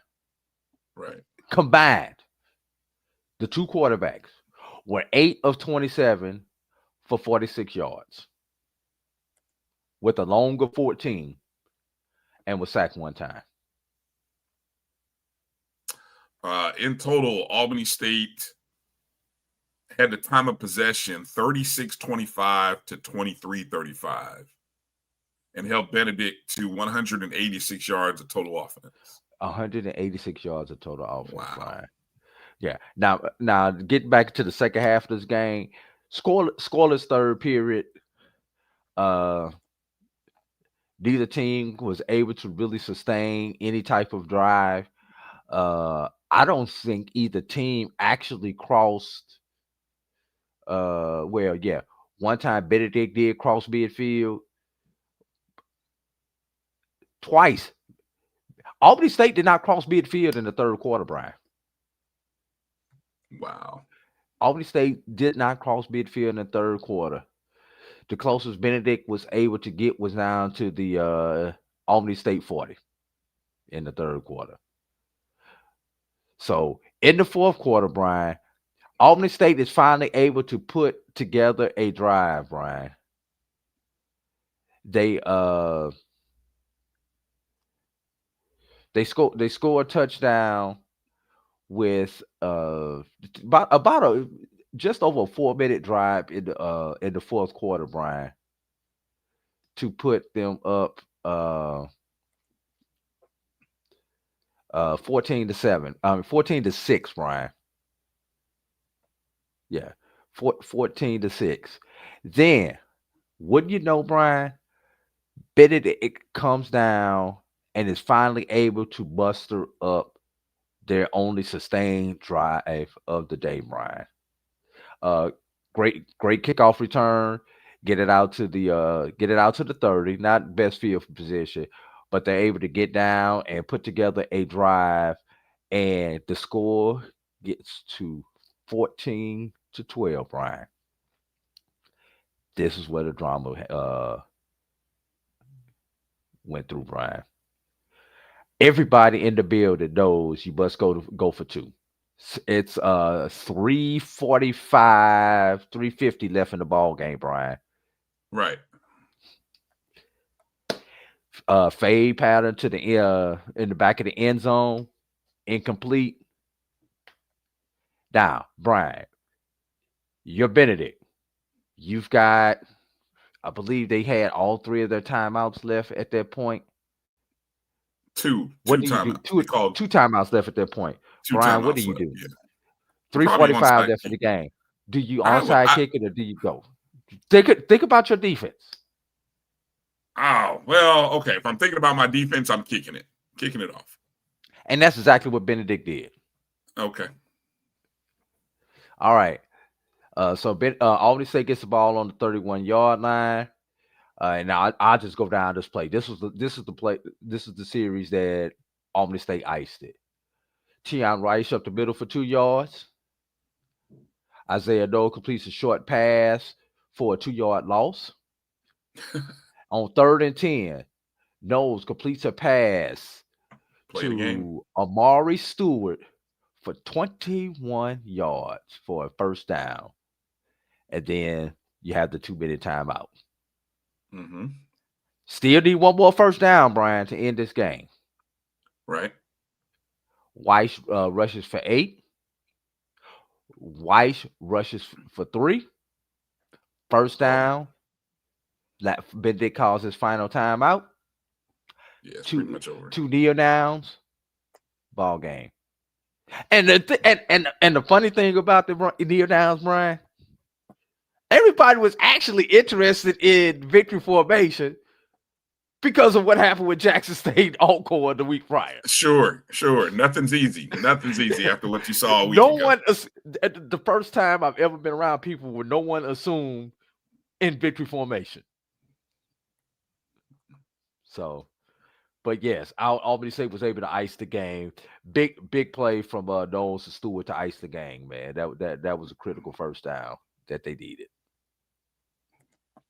So just the couple of stats that just kind of stand out to me, other than the time of possession, both teams on third down were like Albany State was 3 of 13, Benedict was 3 of 14. When I looked at those individual numbers and see that Isaiah Knowles sacked 6 times. Oh, Isaiah Knowles spent more time, but Isaiah Knowles also. He still was 19 of 29 passing for 244 yards and a touchdown, though. Yeah. I mean, which is not a bad day, to be honest with you. Had a little bit of trouble holding on to the ball, Brian. Did Isaiah Knowles.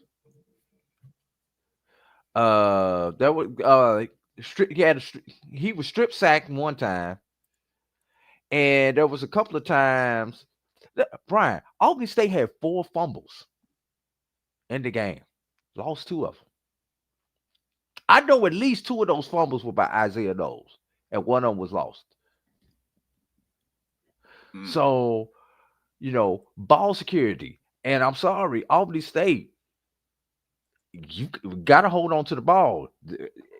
It's surprising a team like Benedict that lives to take the ball away from their opponent was not able to capitalize on those fumbles, Brian.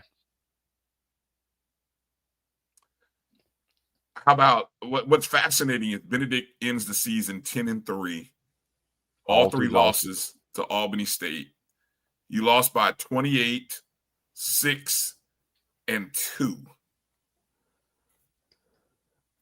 28, 6, and 2. Talk about getting a little bit closer in each game, but just not able to have enough offense to overcome Albany State's great defense.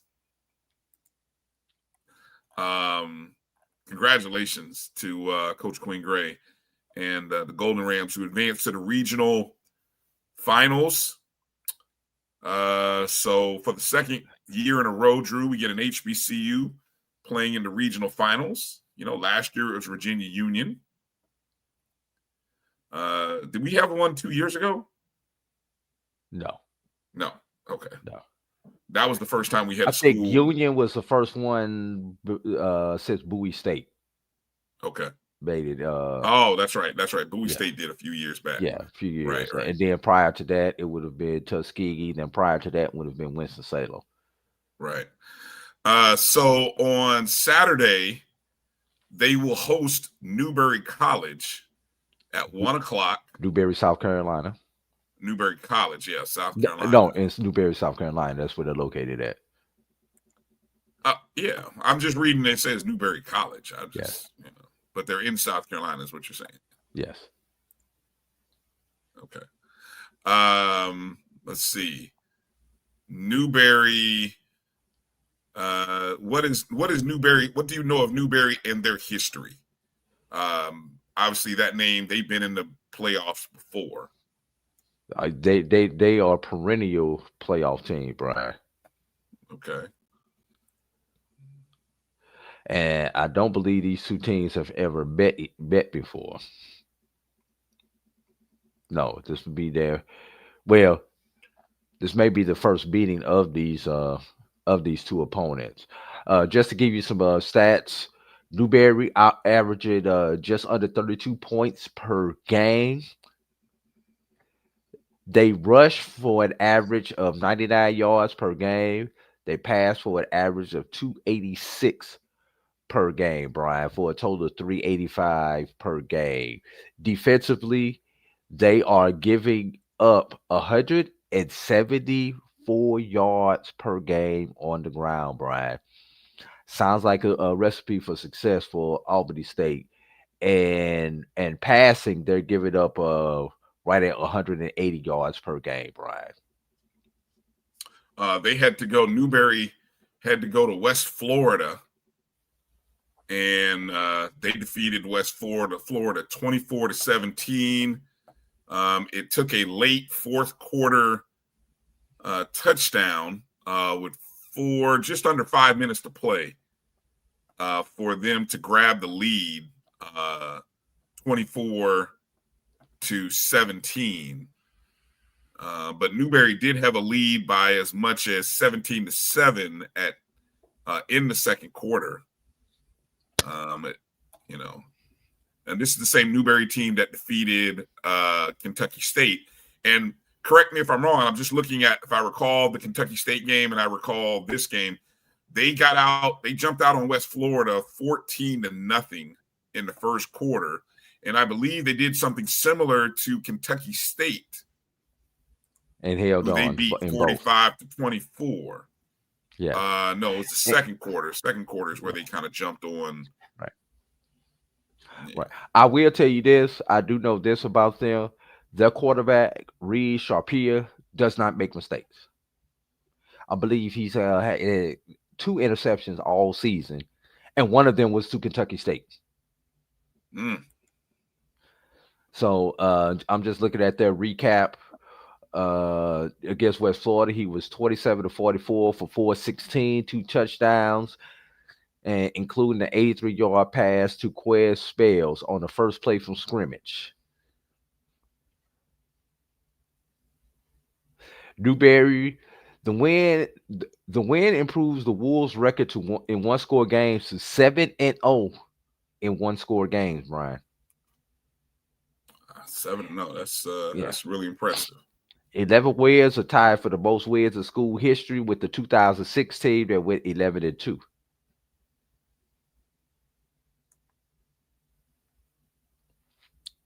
Yeah, it'll be interesting to kind of look at what the plus minus on the turnover ratio is like in that game. Look, at the end of the day, when you're playing an unfamiliar opponent, you can't be loose with the ball. You got to control the controllables and taking care of the ball. It's all the good cliches you can use when you are coming down to a game like this. I mean, 2 teams with great records have great seasons. That's why the cliches are what they are.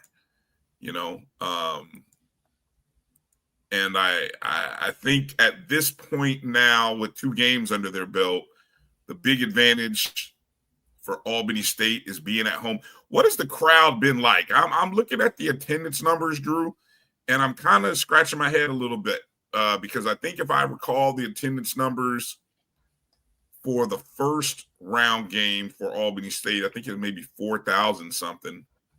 I this don't think game, it wasn't that high, Brian. It wasn't that high. Okay, so then it was okay. So maybe okay, I was looking at the wrong I'll go number. back. I'm pulling it up. I know there was. Oh only yeah, about, you correct. 4265 for the first game, and it was only 15, almost 1,600 in this one. Yes, that's kind of low, Brian. It's the holiday weekend. I know. Okay, I know. Number one, okay. We can use the excuses, whatever. There. No students were there. I mean, what happened to the city of Albany? The city of Albany was there. Really? Albany's that big? Is that small, rather? No, but I mean, the home side had decent representation.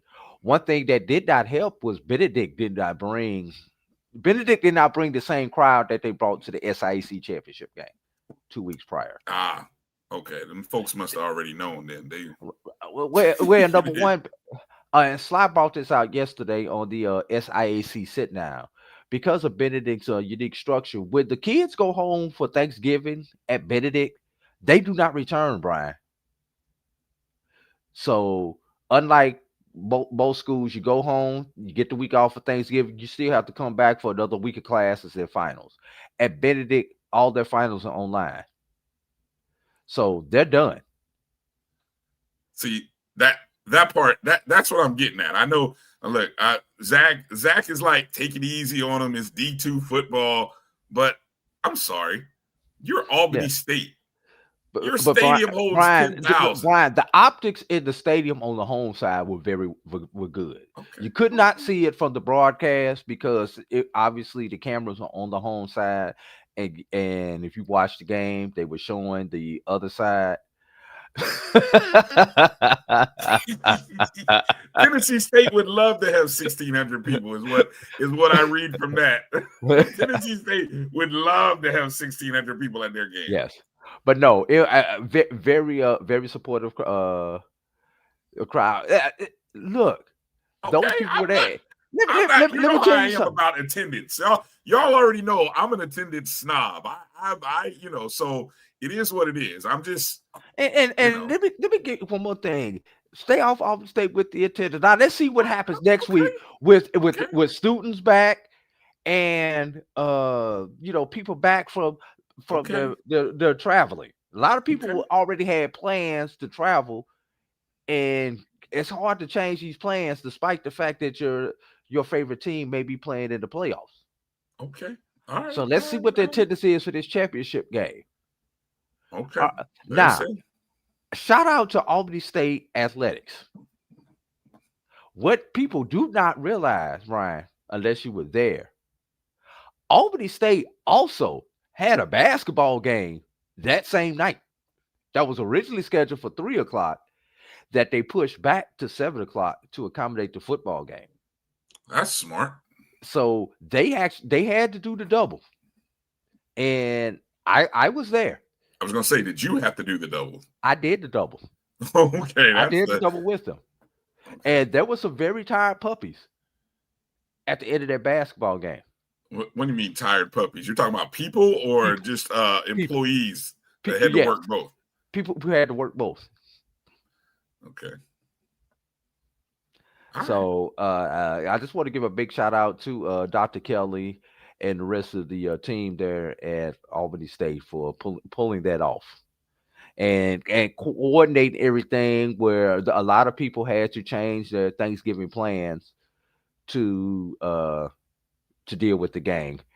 Fly in, come back to work early, cut time short with family to deal with this game because you don't want to mess this game up with the NCAA.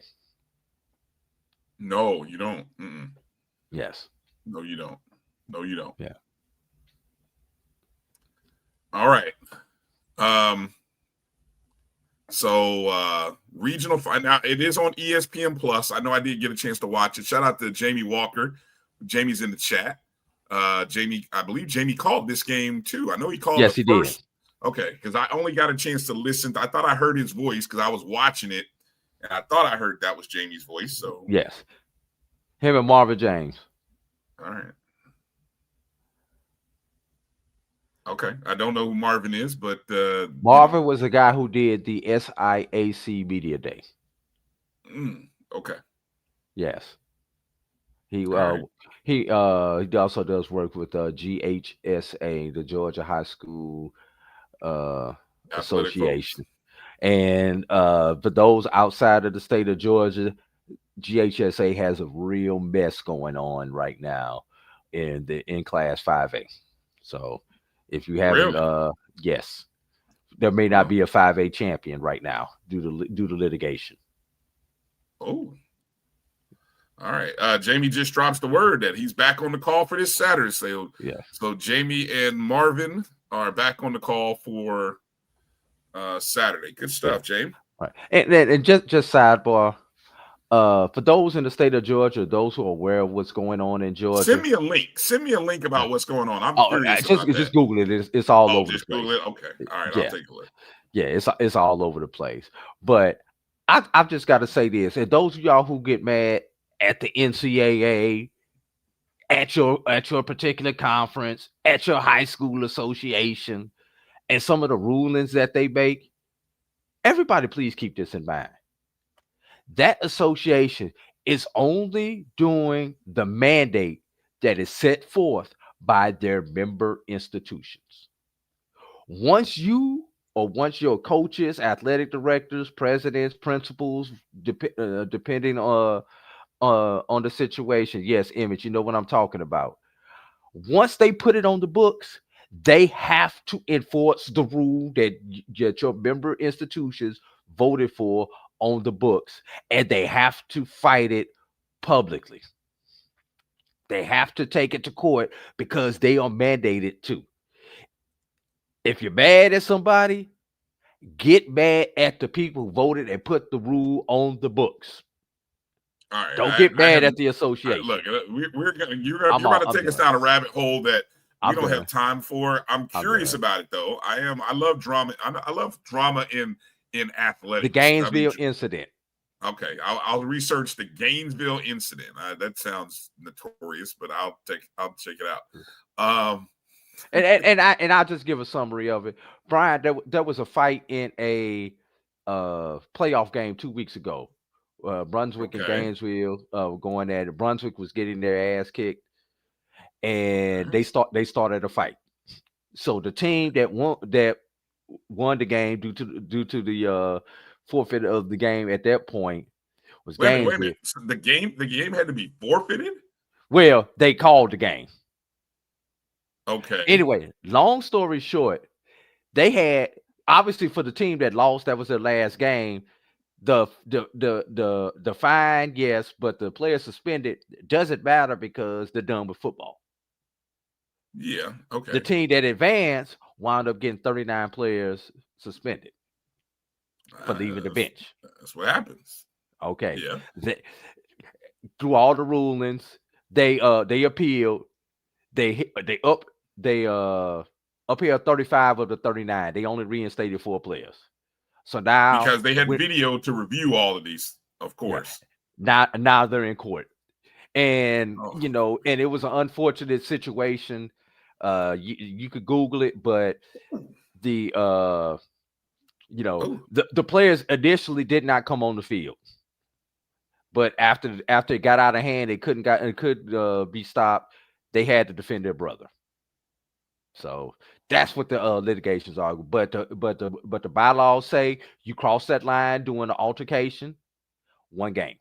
So here, since you got me in the rabbit hole now with this, Drew, did the team the following week, did they win or lose in the following week?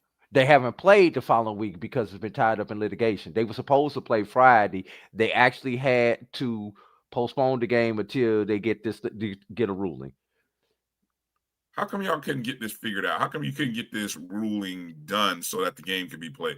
They tried. Is Langston Hughes they're supposed to play? They had the appeal. That's what Jamie just said.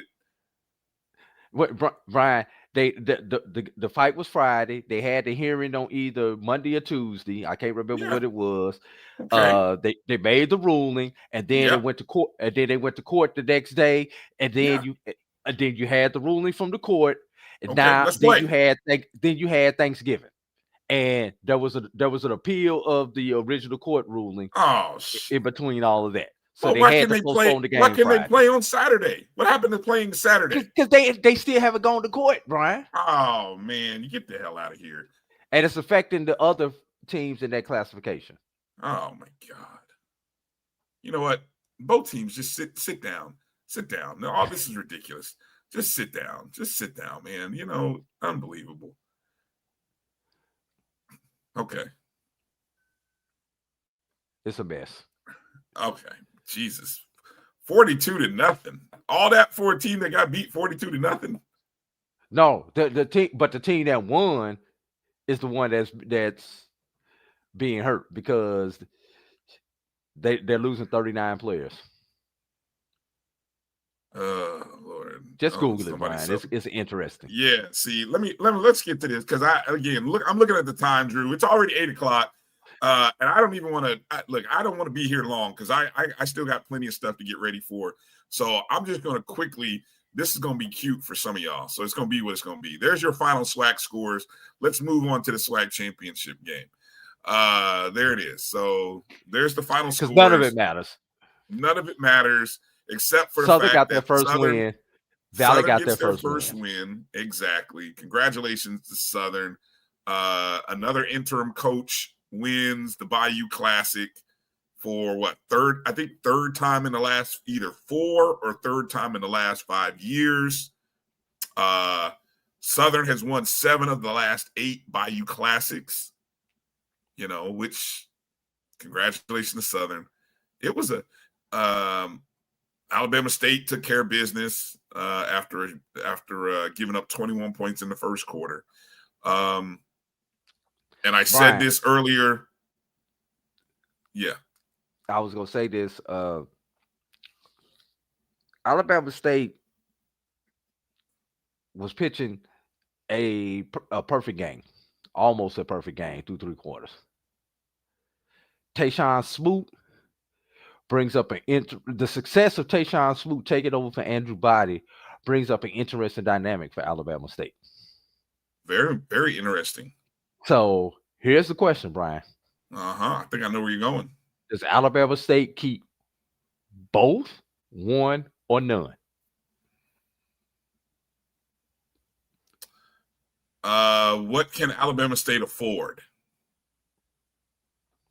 Because I'm not going to lie to you, Drew. And they take that and just to get the dynamic. Andrew Body, 1 year eligibility left. Tayshawn Smoot was a freshman. Not technically a true freshman, but yeah, okay. But he's got 3 years left. All right. So he's classified as a freshman. And the question is, can you keep the other freshman, Jalen Jones? That was a whole other question. Yeah. I look, if I can afford all 3, I'm affording to keep all 3. But see, this is where I'll disagree with Kelvin. If I can only afford 2, I'm keeping Smoot. I'm paying Smoot and I'm paying Jones. And I'm gonna make a nice offer to Andrew Body. And if Andrew Body decides to leave, so be it. Those are the kind of general managing decisions that college programs have to make in this NIL world these days, folks. That's the truth. Do you agree or disagree with that? I agree with it. Now, here's the question for those who are saying both. Is Tayshawn Smoot willing to sit behind Body for a year? For another year? After the success that he had replacing Body this year. That's a great question. Because his value has gone up. And if somebody offers him the nice amount of money, that's why I said, if I was a general manager of the Alabama State football program, and you had to, this is where we're at. This is what's happening, folks. They're talking about salary cap and NIL money management. It's not about whether of course you want Andrew Body to stay, but I'm talking about what you're going to offer these student athletes with your NIL dollars. Yeah. Here's so another one. If you're going to offer them all the same amount of money, great. And if they all choose to take the same amount of money, great. Perfect world. Here's another one, Brian. But for the scenarios of what we're proposing, I would be saying, I told you my 2-3. I told you I'd keep Smoot, I'd keep Jones, and then if Body decides to go elsewhere, okay. Yeah. Here's another quarterback controversy for the future. I thought Morgan was exhausted. I thought his eligibility was done. I thought Jacobian Morgan was his last year. You Jackson State folks remind me. I thought he was done. This is his last season. Okay, thank you. This is it for Morgan. So this is a mute issue. Your future is Jared Lockhart. Jared Lockhart has proven that Jackson State is either going to be 1A or 1B preseason favorite. And I mean, probably Jared Lockhart. It'll be real interesting to see if Morgan. So here's the thing. Before we even get into talking about the SWAC championship game, you got to think that if you're going to play Jacobian Morgan this week, you're playing him with the thought that you want to get him reps to play for the Celebration Bowl because there is no rest week. But I think if you see Jared Lockhart start this game and play significant minutes, I think the only way you see Jacobian Morgan is if it's in an emergency situation. I don't think you take the ball out of Lockhart's hands, especially if he's having success in the championship game. And if you win, you definitely don't take the ball out of his hands going to the SWAC championship game. And I know that may sound, crazy, but I want to give the ball to the guy who's got the hot hand going into the championship game. Hey, Brian, can I get a little bit more with the controversy?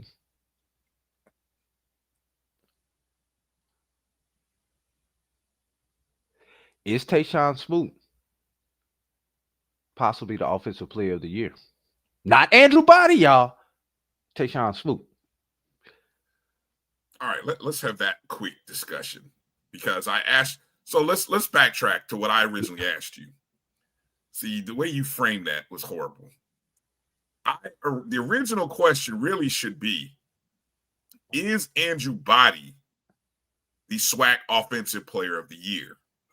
And I said, Drew says no because he only played in 4 conference games. Actually, probably 3.5 because I think he got hurt in the 4th one. Right. All right. So if he's not, even though statistically Body's numbers are still better than. But that's for the season. Okay. Which includes the non-conference games. So when you look at SWAC player of the year, now, again, I'm asking you, you're not a voter in the SWAC. You'd have to be, I know an SID at a SWAC school that I could ask. Are they only looking at, for example, when you do the SIAC, do you only look at conference games or you look at all around? Conference only. Even though, Drew, you don't play everybody in the conference. It doesn't matter. Conference only stats.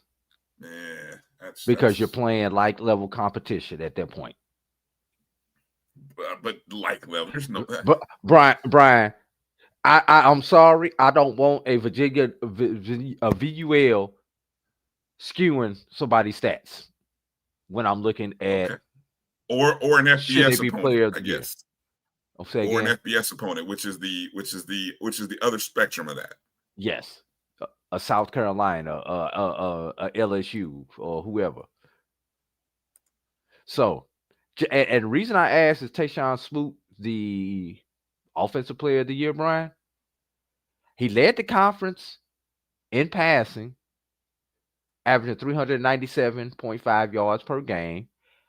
Led the conference in efficiency at 163.7, Brian. Had a 66% completion percentage, which was tied for the best in the conference with Cameron Ramsey.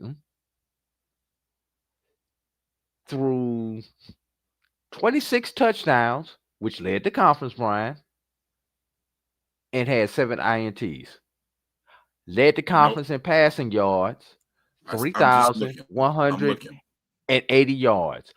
But Brian, let's keep that in perspective. I didn't know he his passed numbers for were that good. 1,000 yards more than the number 2 person in the conference, which is R.J. Johnson of Florida A&M at 1920. But you know what's crazy about those numbers, Drew? Wait a minute. If I go and click on overall, and I know you said what you said, right? Yes.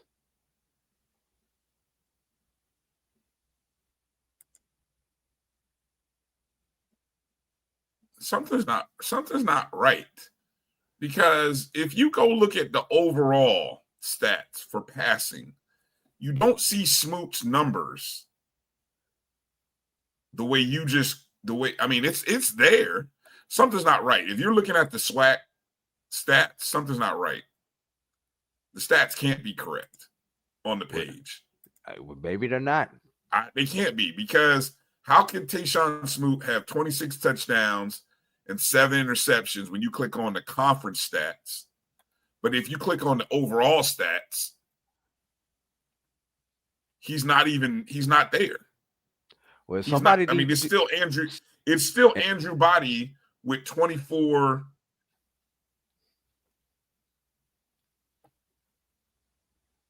I bet this is messed. Here you go. Here you go, Brian. There we go. Wait a minute. Who didn't play enough games? Andrew Body. What, did Smoot play enough games? Travis, did Smoot play enough games? I don't think Smoot played enough games. I'm telling you, this is not correct. If what I'm looking at on the SWAC page is correct, I'm looking at the same thing. I'm looking at the same thing. We're both looking at that can't be correct. There's no way. Tayshawn Smoot is the offensive player of the year. That can't be correct. Nope. It can't be right. I bet you that's a combination of Smoot and Andrew Body.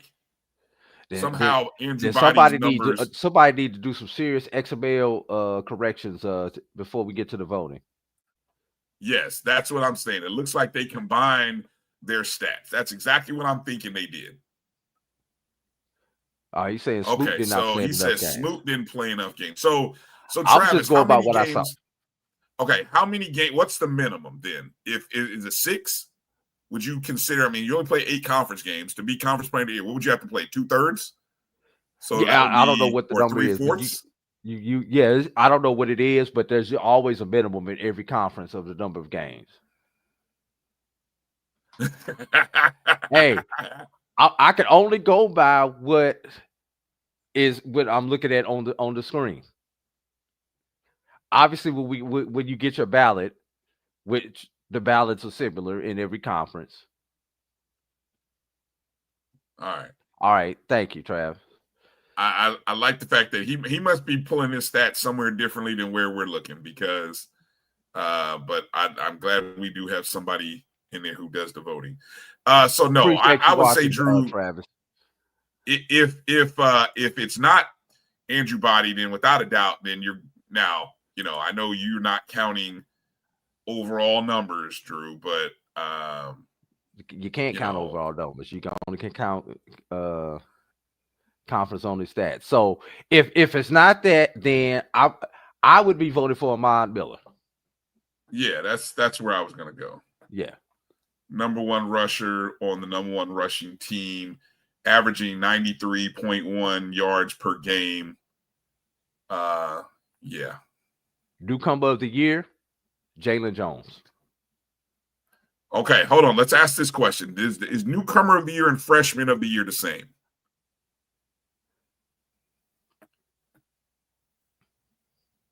Did we look that up? Did we No, look at the awards from 24, 25? I did not look at the awards. Because that would be an interesting dilemma is for Jalen Jones. Jalen Jones in conference games averaging 81.8 yards per just under 700 yards at 654. And he's one off of the touchdown lead that Nate Rembert has.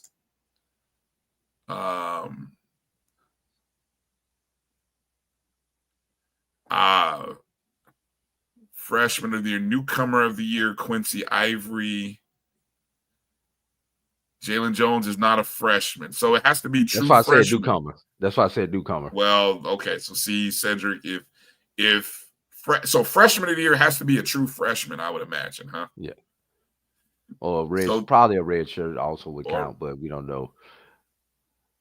Well, Travis is saying Jalen Jones is not a freshman. And if redshirt freshman doesn't count, then he would have. I don't know. Would he wouldn't qualify as newcomer of the year then? Here's the question, Brian. He See, played 10 games last year, so cancel that. This is what I need. I know somebody. I need somebody from the conference to clearly. Why should we have to guess this? Why can't we clearly get the definitions on what because we not voting. I know.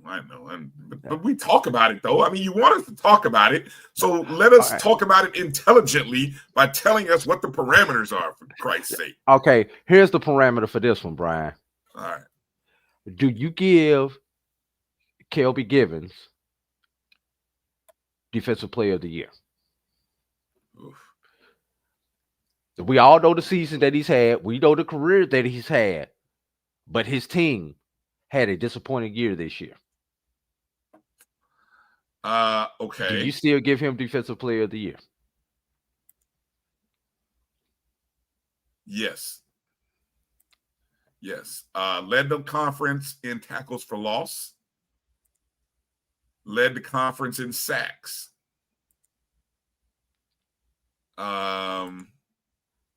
Which that's what he's supposed to do. That's what he does.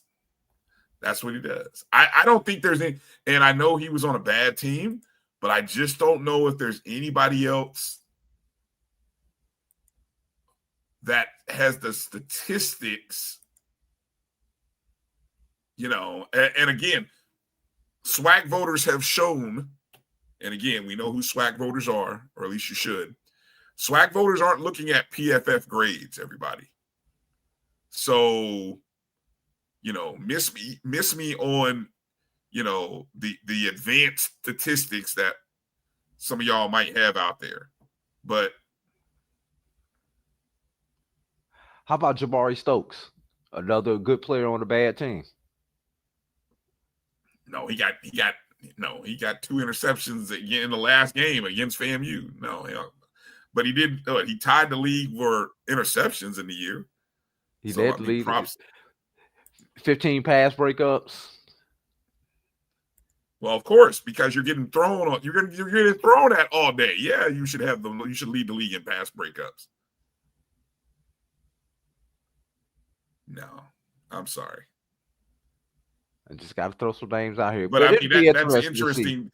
That's an interesting dilemma because, if you're the best player on a bad team, Jamari Stokes, Kelby Givens, how much weight does your statistical anomaly of a season have over other people from maybe Jackson State or Prairie View who are part of the best defensive units in the conference, or Alabama State? Because that's where the rub is going to come, and that's where people are going to fuss.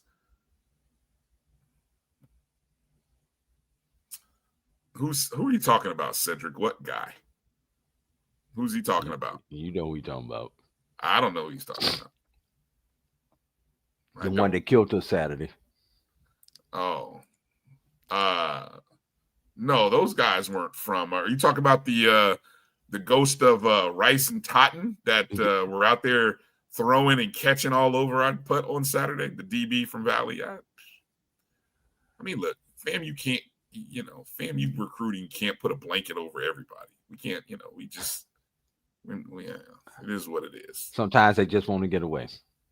Sometimes they just want to get away. Exactly. There's so many people out there that, if you could put a fence around the state, then several schools within the state of Florida would be rich. But everybody recruits the state of Florida for a reason. All right. And Texas and California. And Texas. So you can't keep them all. But should you be a little bit better because of the talent that you have? Yes. That part you should. But I will say, I mentioned, I gave him my game ball earlier on the show, but the two guys from Valley, Brandon Nunez and I think it's Makai Norris for Valley. Just absolutely ridiculous game. For two guys that didn't know much about going in, if Terrell Buckley has to work with that going into next year, Valley should win more than the games, than one or two games, right? So they did a great job. They were outstanding. And, nope, the weather wasn't the biggest problem. The weather was the least of the problems. It was not that cold, but anyway. Okay. So yeah, congratulations. It is interesting though. I will say this, and it's sad. And this is the low point of where this FAMU season has been. But for Valley to only have 2 Division-I wins in the last 4 years, Drew, and they both come to Florida A&M, that is a kick right in the kahunas. That is a hard pill. Is Valley a new FAMU rival? Might as well be. They stole your home streak.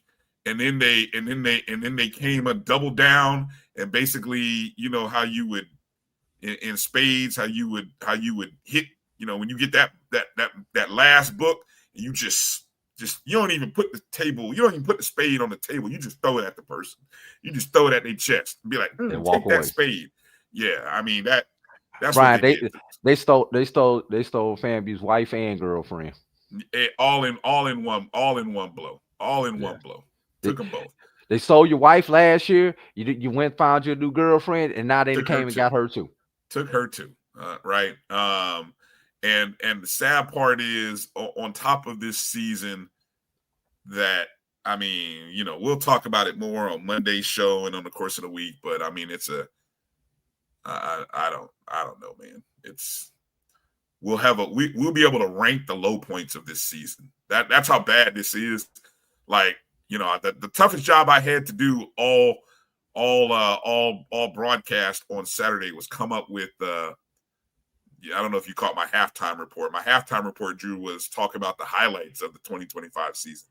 So what'd you do with the rest of the halftime? Well, we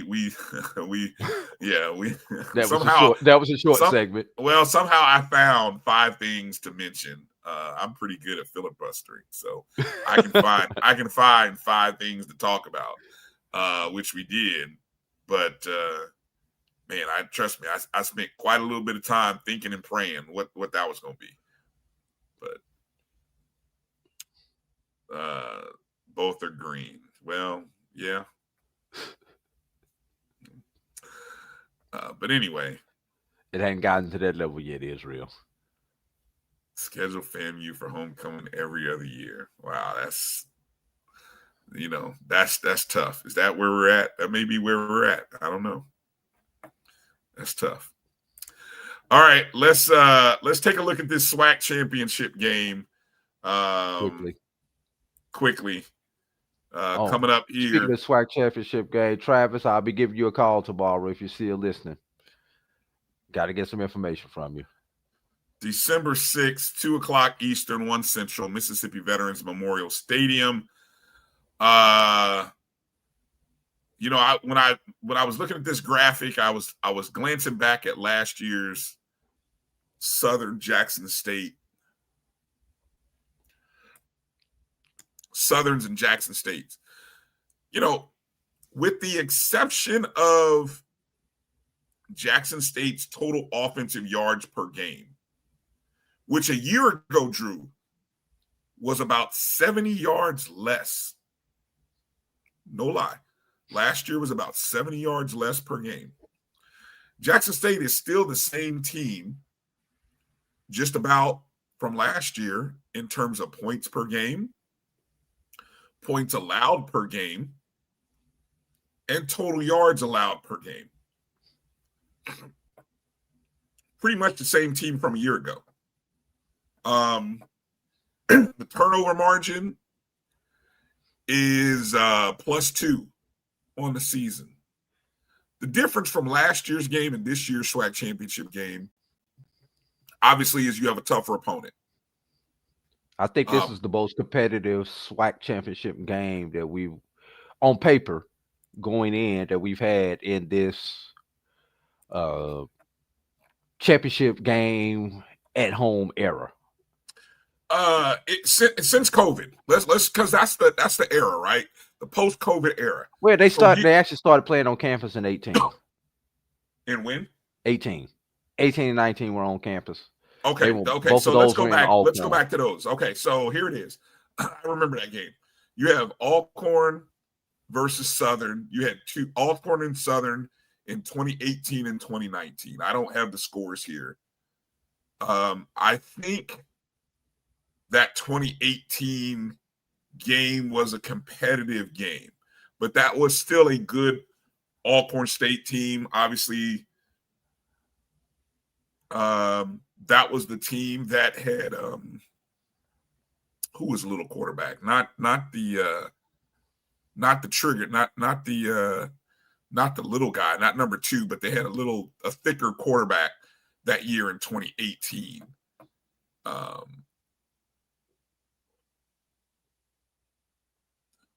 Let me say 18. Yeah, the 18. I think the 18 game was probably a very good game. That was the one that I really felt like the visuals were outstanding. That was a really good game. I know Edwin, you guys probably remember a little more about those games. The Alabama A&M UAPB game, was it Footman? No, not Footman. The Alcorn State quarterback in 2018. I think his first name was Noah. Noah something. I don't think it was What Felix was it? Felix was the next year, 2019. Felix, that's his name. Felix was 2019. Felix Harper. Felix Harper, thank you. That was 2019. But it was the year before 2018. Noah something. I just, for some reason, I remember. Was Biden? No, not Noah Biden. No, not Noah. Not Noah Biden. But anyway, somebody will come up with it here in a minute in the chats. But those were good games. 18 Noah Johnson. 19. Noah Johnson. There it is. Thank you, Jerome. See, I knew I had half the name right. 2018, 2019, those were good competitive games. The 2021 was the COVID year, but that was a neutral site game. Played in Jackson, ironically. Say again. Played in Jackson, ironically. Played in Jackson, yes, ironically. 2021, Jackson State Prairie View. That was Deion Sanders, Coach Prime, first run. I don't think that was a competitive game at all. Yeah, that was Dooley. Yeah, Jackson State was favored, and it looked like it. The next year was Jackson State and Southern. That Jackson State team was, I think that was the unbeaten Jackson State team. That team, that wasn't competitive either. Probably even more so than the previous year against Prairie View.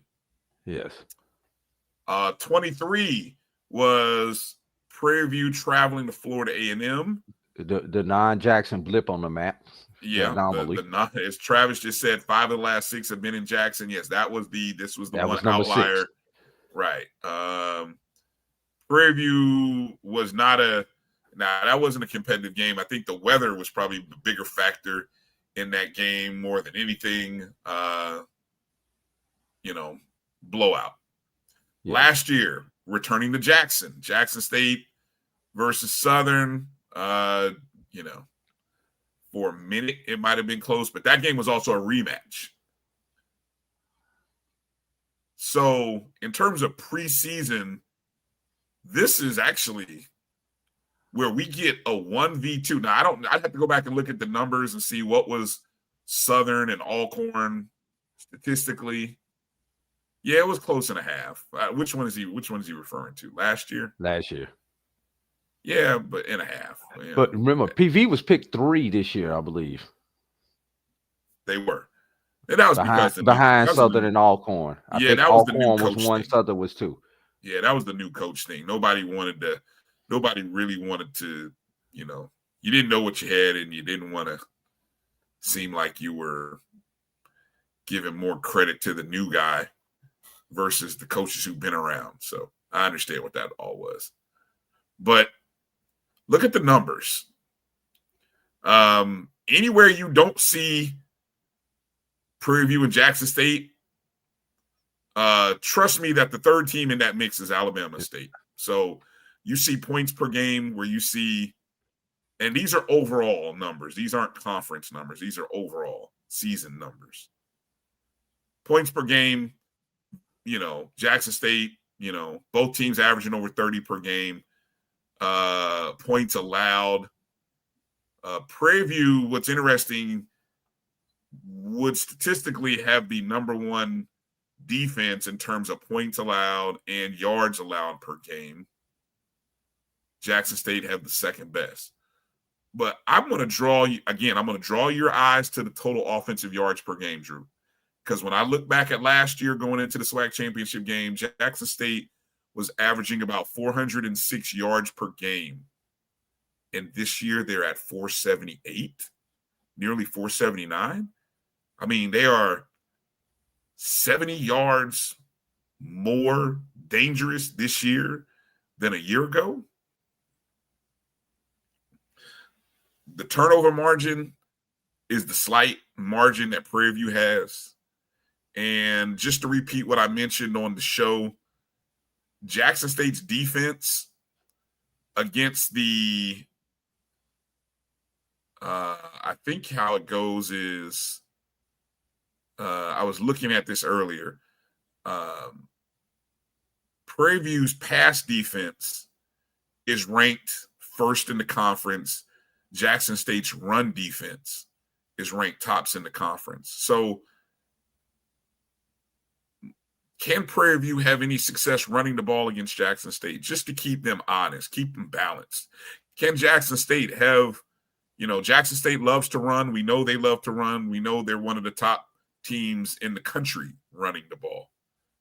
But passing, can they have success against Prairie View's number 1 rated pass defense? I think that's the matchups that I'm going to see how they play out, and then the turnovers. You're right. Both teams are in the positives, but look at the numbers.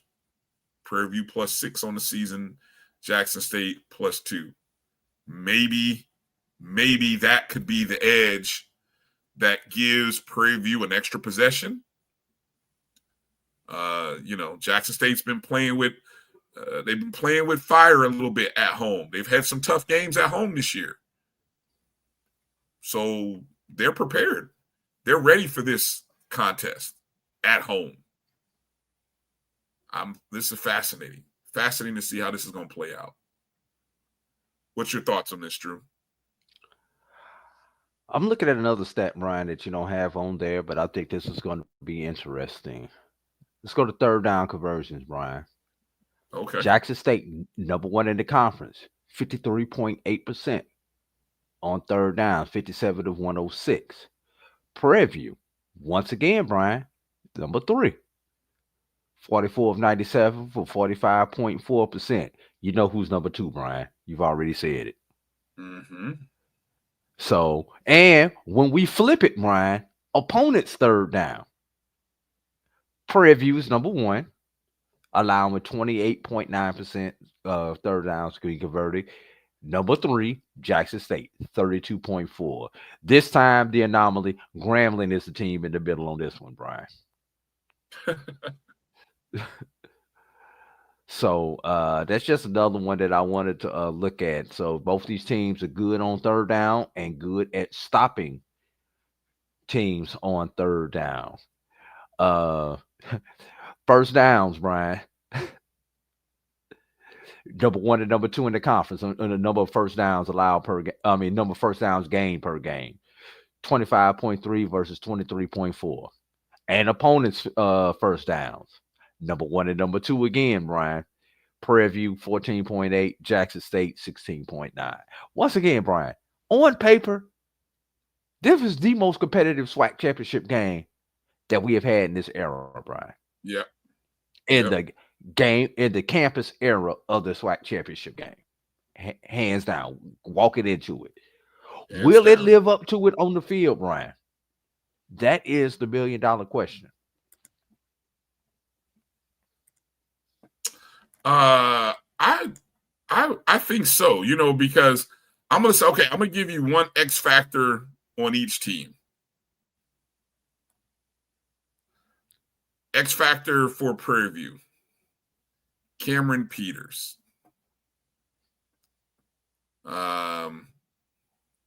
Seems crazy to say this, but in a conference where you have Andrew Body and Jacobian Morgan, I think when Morgan was healthy, he was trending towards one of the top passers in the conference when he was playing. We know Body's numbers are what they are, right? But it's Peters is second in the conference in efficiency, has thrown the second most touchdowns, is third in total offensive production, yards, and yards per game.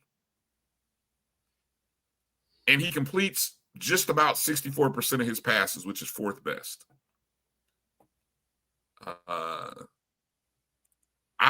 If Cameron Peters has a good game against Jackson State's pass defense, and he definitely has an all-SWAC receiver that, you know, he can throw to, in Josiah Rockwell. That's the X factor for Prairie View for me. And for Jackson State, I think it's Jared Lockhart. I just want to see a true freshman on this stage, the biggest stage he's had to play on all season. I mean, I don't know. Maybe the people might say, "Oh no, he played in the Soul Bowl." Okay, but no, this is to win a championship. This is the biggest stage of his season. I mean, he didn't have to play in the Alabama State game, if I'm not mistaken. He came in during that game. He did come in. Okay. What was that the next game he came in? I thought it was the next game because the next game was So, I think that was the Grambling game where both starting quarterbacks got hurt. You're right. Yeah, he's the X factor. It sounds cliche about looking at quarterbacks, but I think the quarterback. I think if Jared Lockhart can have a great game, and Cameron Peters, one of those two, we're going to have a great game, you know. And I'm fascinated to see which one. So those are the guys, and I'm looking. That's where I'm starting at this week in my review of this game. I'm gonna give you something to look at, Brian. Gotcha. In a game that we expect to be a one-possession game, definitely. Let's look at the kickers. field goal kickers to be specific. Here's something that's interesting. On the season, Jackson State 10 of 16, 62.5% on field goals. Prairie View, though. we know how you feel, Jerome. Tell everybody. I got a comment about that in a second, but go ahead. All right. Prairie View, though, is only 4 of 10 on field goals, Brian, for 40%. So Prairie View with a tendency not to go for the field goal, which means if they get into Jackson State's territory, we're going to have to look at fourth down conversions, Brian, when you get into that tweener territory. Fourth down conversions. Prairie View is 5 of 10 this year for 50%. Jackson State, 8 of 11 for 72.7%. Could that be the X factor, Brian? 3 versus 7, and fourth downs in the opponent's territory, Brian. Could that turn around to be the X factor that we need to look at? Okay. And the decision to go for 3 versus going for it on fourth down and trying to get to 7. This is the game where you take the points as many times as you can get it. I wouldn't fool around with that analytics book in this game. Wouldn't fool around with it. Yeah. Real quick, I just did a quick look back at the 2018 and 2019 numbers. No, this game is the best matchup, hands down, where you get this kind of even 1 versus 2, 2 versus 3, 1 versus 3. There has not been a SWAC championship game like this one. And I just went back and looked at the numbers of what, Alcorn and Southern were back in those days. I mean, they were good, like top half of the conference, but no, they weren't like the 2 best. This is the 2 best offenses, or 2 of the 3 best offenses, 2 of the 3 best defenses. And there's a clear line of – there are tiers. They're clearly – the tier 1 in every category. There's tier 1, and it's Prairie View, Jackson State, and Alabama State. And, sadly, somebody had to stay home, and it's Alabama State, right? Yeah. Okay. Our good friend Travis says the X factor is stadium atmosphere. So, if I'm not mistaken, I think the max crowd that has been reported at a Jackson State game this year is 44, which is good, not to poo-poo it. Okay. Hadn't been 50 yet, hadn't even been 60.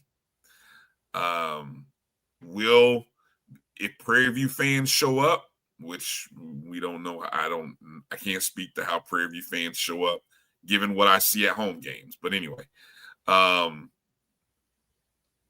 they going to bring enough to bump this over 50? No. 55? No. If I were a betting man, I would say no. No. And if this weather situation that we talked about earlier in the show creates an issue, what's the turf going to be like? Forget the turf, Brian. What's that atmosphere going to be in the rain in Jackson? And I think back to 2023 FAMU Prairie View. And just how that atmosphere went, and there was a torrential rainstorm right at kickoff. That game was delayed because of the rain.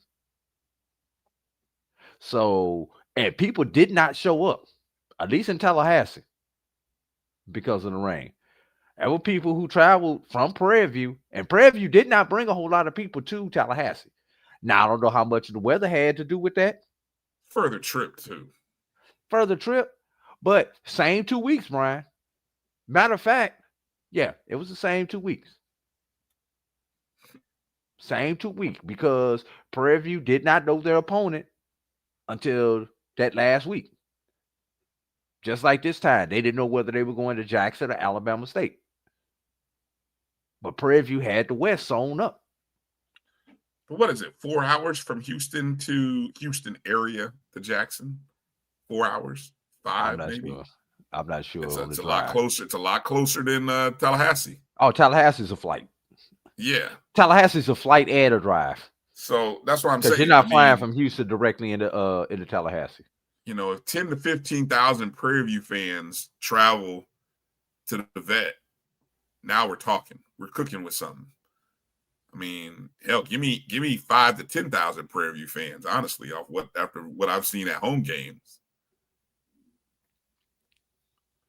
But the grass and turf, is it time for Jackson State to get field turf at the vet? I'm just asking the question. When you got the kind of speed that Jackson State has, don't you want field turf? I know that's an expense. I'm not trying to spend anybody's money, but it's 8 hours from Houston area to Jackson. Ooh, yikes! It's a little bit further than I thought. Hey, Brian, just to give you some numbers, last year, SWAC Championship Game, Jackson State Southern, 23,765. What was your attendance? What? 23? Yes. Oh, okay. So let's go back to 22. Well, that's going to be 50. Well, that was the Dion. 53,754 in 22. Yeah. And you're saying last year they only had 23? Yes. Maybe 21. That's because it was a rematch. Maybe it was because it was a rematch. 21 against Prairie View.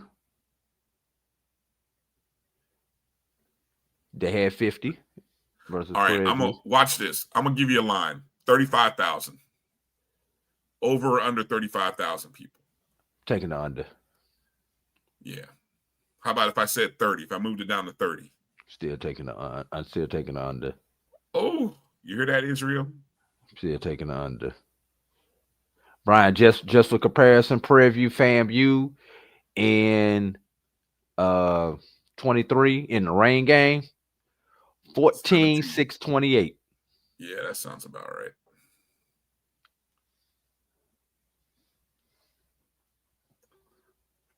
All right. I like that number. 30. I think I stayed at that game. Yeah, I'm keeping it at 30. We're keeping it at 30. Yeah, you shouldn't care if it 10,000 folks will still be loud. You know, only attendance snobs like me will kind of look at those numbers and kind of chuckle a little bit. But I do think there'll be more than, I'll say, you said 23 last year. Yeah. I say there will be more than 25, less than 35 this year. So between 25, 28 is my guess. 28's the number. 28 is my number. All right. I want to believe more than 35, but I don't know. I don't know what to believe. I don't know what to believe anymore. And I'm going to say this, Jackson State fans, we want to see you in Atlanta, but I need to see you at the vet too. Prairie View fans, we want to see you in Atlanta, but I need to see you at the vet too. I don't know. Is there anybody that's making reservations for Atlanta without going to this? I don't know how you do that. This isn't guaranteed. This is, Brian, you should be making reservations to come to Atlanta anyway because it's the Super Bowl. Yeah, because true. it is a celebration bowl. True. You should be there whether your team is there or not. True. I agree. But look at the games that Jackson State has had to play at home. And this is something I was putting together for the SWAC TV Game Time Championship show on Saturday. We were talking about some of the top games of the year. And on my list, Alabama State at Jackson State, Alcorn State at Jackson State, Bethune-Cookman at Jackson State. They just see some good games there. They have had a challenge this year. Oh, and not to sleep on what Prairie View has had to go through. I mean, Prairie View had to they had to host Alabama State. They had to travel to Alcorn State. Remember, that was the field goal that was missed by Alcorn. Think about those two plays that could have changed Prairie View's whole season, right? I mean, that's how close we are. That's how close, congratulations for making it here. But Both man, teams. one field goal, one last second touchdown, 2-yard defensive stop. Yeah.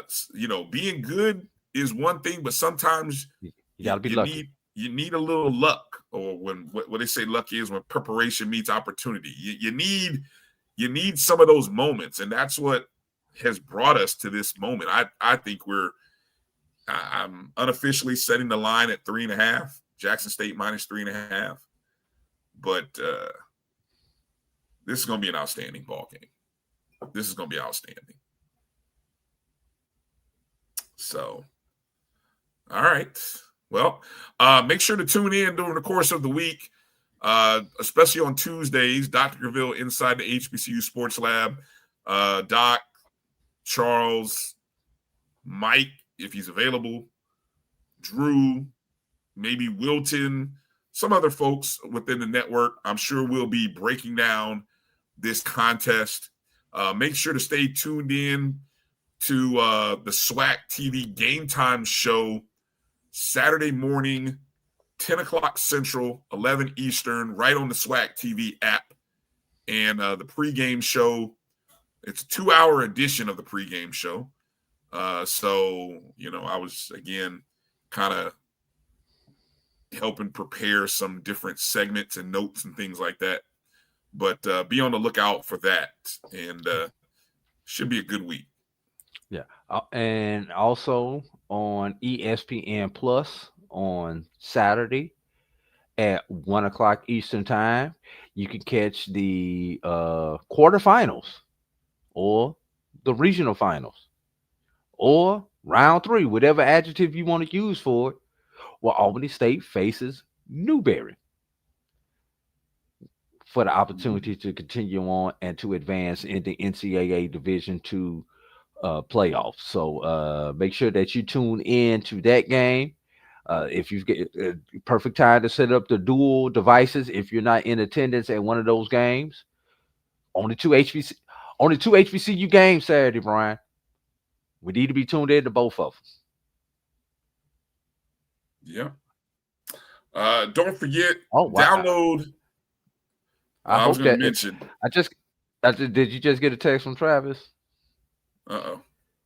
It says the line is 13.5 right now.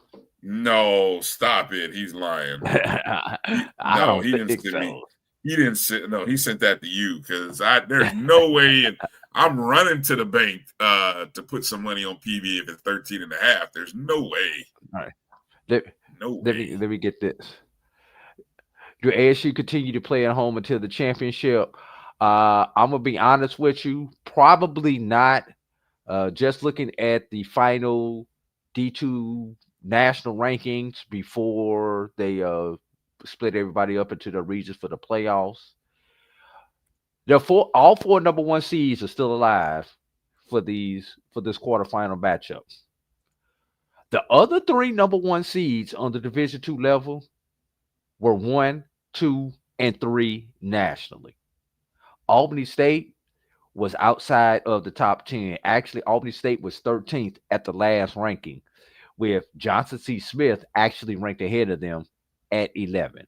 So unless 2 of those 3 teams would lose on Saturday, and they could, then Albany State is probably going on the road for the semifinals.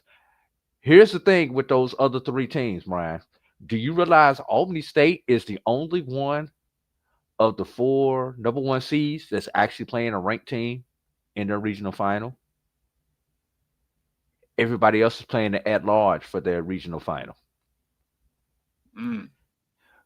Advantage the other schools. Advantage to the other schools. But that's why Albany State would, if 2 of those would lose, Albany State would host, but because they would be a ranked team versus a unranked team, a seeded team versus an unseeded team. That seeded team would have the opportunity. But here's the other thing: they have to bid for it. Oh man, they got a bid Yes, for it. yes, they would have to bid for it. Jeez Louise. Yes. So it's going to be it's going to be interesting. Does Albany State have a chance in this game? Yes, I think Albany State has a realistic chance to advance in this game, but they've got to take care of the ball, Brian. Before we get out of here, Brian, I do want to throw one last thing out at everybody. Mm-hmm. Tuesday is Giving Tuesday.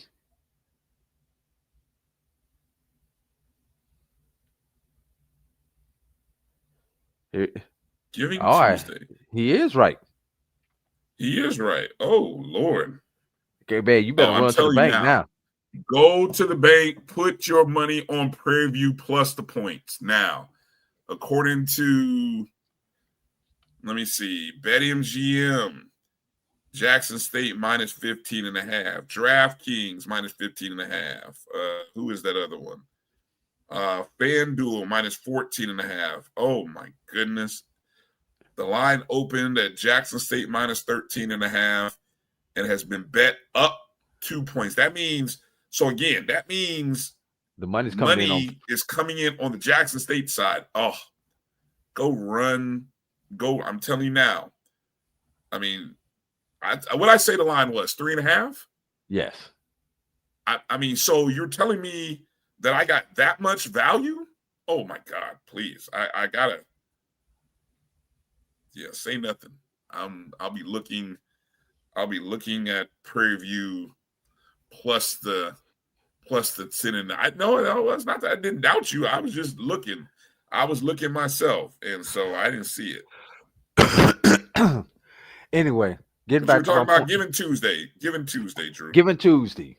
Obviously, that is the day for philanthropy, which follows everything else. You know, you got Black Friday, you got Small Business Saturday, and then you have Cyber Monday. Giving Tuesday is a day for philanthropy. Ladies and gentlemen, whatever your philanthropy goals are to close out the year, send a little something to your alma mater if you're an HBCU grad. If you're not an HBCU grad, send a little something to your favorite HBCU. Send a little something, as a lot of us have moved since our college days, Brian. Send a little something to the HBCU that's geographically closest to you. Be it a NCAA team, NAIA program, whatever. Send it to one that's geographically closest to you. And if you still got some money left over and don't know or you want to split your money up after you've taken care of your alma mater and you've taken care of the institution that's geographically closest to you, you can send the money to Morehouse College. Just throwing it out there.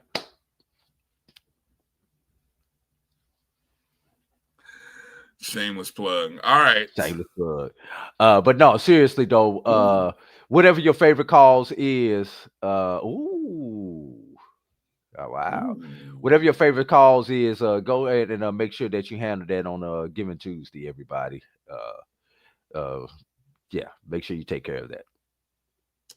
So here's a quick question here as we get ready to close out. Jeff Roberts dropped that little bit of breaking news. If Jerry Mack goes from Kennesaw, where he was only at Kennesaw State for a year, and he's leading them to the conference championship game, which is to be played on Saturday, does he coach if you're Milton Overton, who's the AD, do you let him coach that championship game?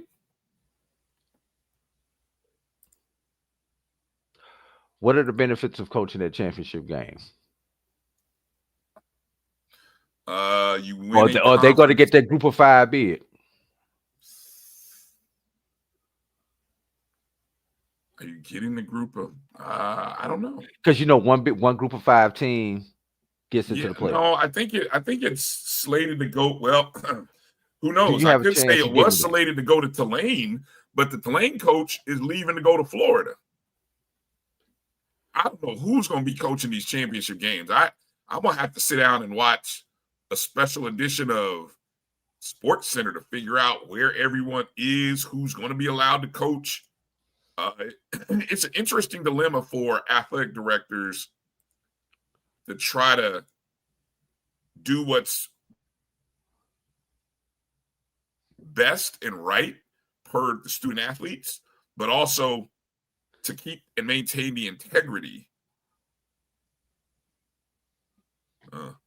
Double check that page, Jeff. Make sure that's not one of those parody accounts, because I'm telling you that right now, every time I read something, I got to go and read the bio of who's sending this stuff out, because they got sophisticated, Drew, where the names and the graphics that they're supplying, that they look really close to what, okay. I've got to text Brian that's not official yet. Mac has been linked to 4 different openings, so nothing has been inked. Oh, wow. Okay. And we're probably going to get a lot of that over the next 48 hours. And if you think that's bad, it's going to get even worse after these conference championship games. Okay, here's another bit of SWAC news. And let me see, Drew. It's volleyball related. So I'm at Florida A&M's page. See if you can bump over to Coppin State's page. Florida A&M is going to be playing in the Texas quadrant of the NCAA volleyball tournament, where they will open up against the University of Texas in their first round. Also in this quadrant are South Florida and Penn State. So again, Florida A&M Rattlers, the winners of the SWAC volleyball for the second year in a row, 4th in the last 5. They are going to take on the University of Texas in the Texas quadrant. You found any info on Coppin yet? You got to go through all the pop-ups to get to the to get to what you need. Okay, I finally got through the pop-ups. They have not added it to their schedule. Let's see.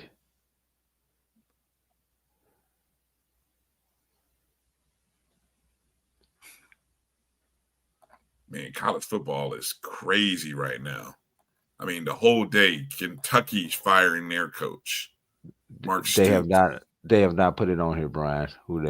Coppin State didn't put it on their page yet. No, it was. I haven't checked their social pages yet. Let's see.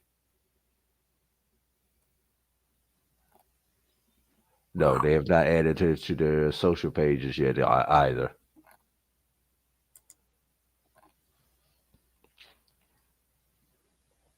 All right. Well, make sure to follow at MEAC Sports, for all of that information. Okay, let's pick up and get out of here, Drew. We've been well over our intended target time. So what makes this different than any other show? I know. See, your fault. Okay. Hold up. I'm on the bracket right now, Brian.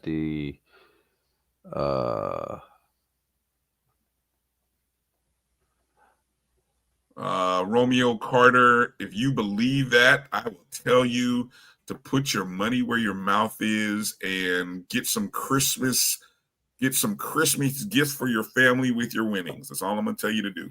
Coppin State travels out to Arizona State. Woo! Good Lord. They send them all the way out west from the East Coast? Yes, they play at 9:00 Eastern time on the 4th, which is Thursday. Wow. Ooh. What a journey. Okay. Well, congratulations, Coppin State. Congratulations, Florida A&M. And there you go. All right. That's going to do it for tonight's show. Please do us a favor. Hit the thumbs up and the like button. Help the algorithms out on this show. whether you're watching it on Facebook or on YouTube. Thanks for watching tonight. Please go download the BCSN Pod Zone on your favorite podcast platforms: Spotify, iHeartRadio, Amazon Music, Apple, Google Podcasts. And the next time that we get together, we will know who won the SWAC championship, and we'll know whether Albany State has advanced to the Final Four. And hopefully you will have bought your tickets to the Red Lobster Band of the Year contest or the Cricket Celebration Bowl. And I will be looking forward to seeing you in Atlanta in less than 2 weeks. It's only 2 weeks away. Less than 2 weeks away. Wow. Good stuff, man. So Southern, FAMU, Miles, Fayetteville State need you to get your Band of the Year tickets. South Carolina State, get your Celebration Bowl tickets. BAC fans, get your Celebration Bowl tickets. SWAC fans, get your Celebration Bowl tickets. Make your hotel reservations. Still got Brian, you can still get rooms for about $139 a night. Start at $139 a night. For those who don't have their rooms yet. Sounds like a good idea. Sounds like Go a good ahead. idea. All right. Appreciate everybody in the chat room for being a part of it. As always, that's going to do it for tonight's show. You guys are real funny in the chats. That's all I'm going to say. Y'all turning this into a parody site. Let's pick up the show and get out of here. All right. For A.D. Drew, I'm Brian Fulford. Thanks for watching the BCSN SportsWrap. Have a great week. Be well to your friends and neighbors. Happy holidays. Merry Christmas to all those who celebrate. And let's remember to give and be in the spirit of the season. Peace out, everybody. Travel light. We'll holla. Stay on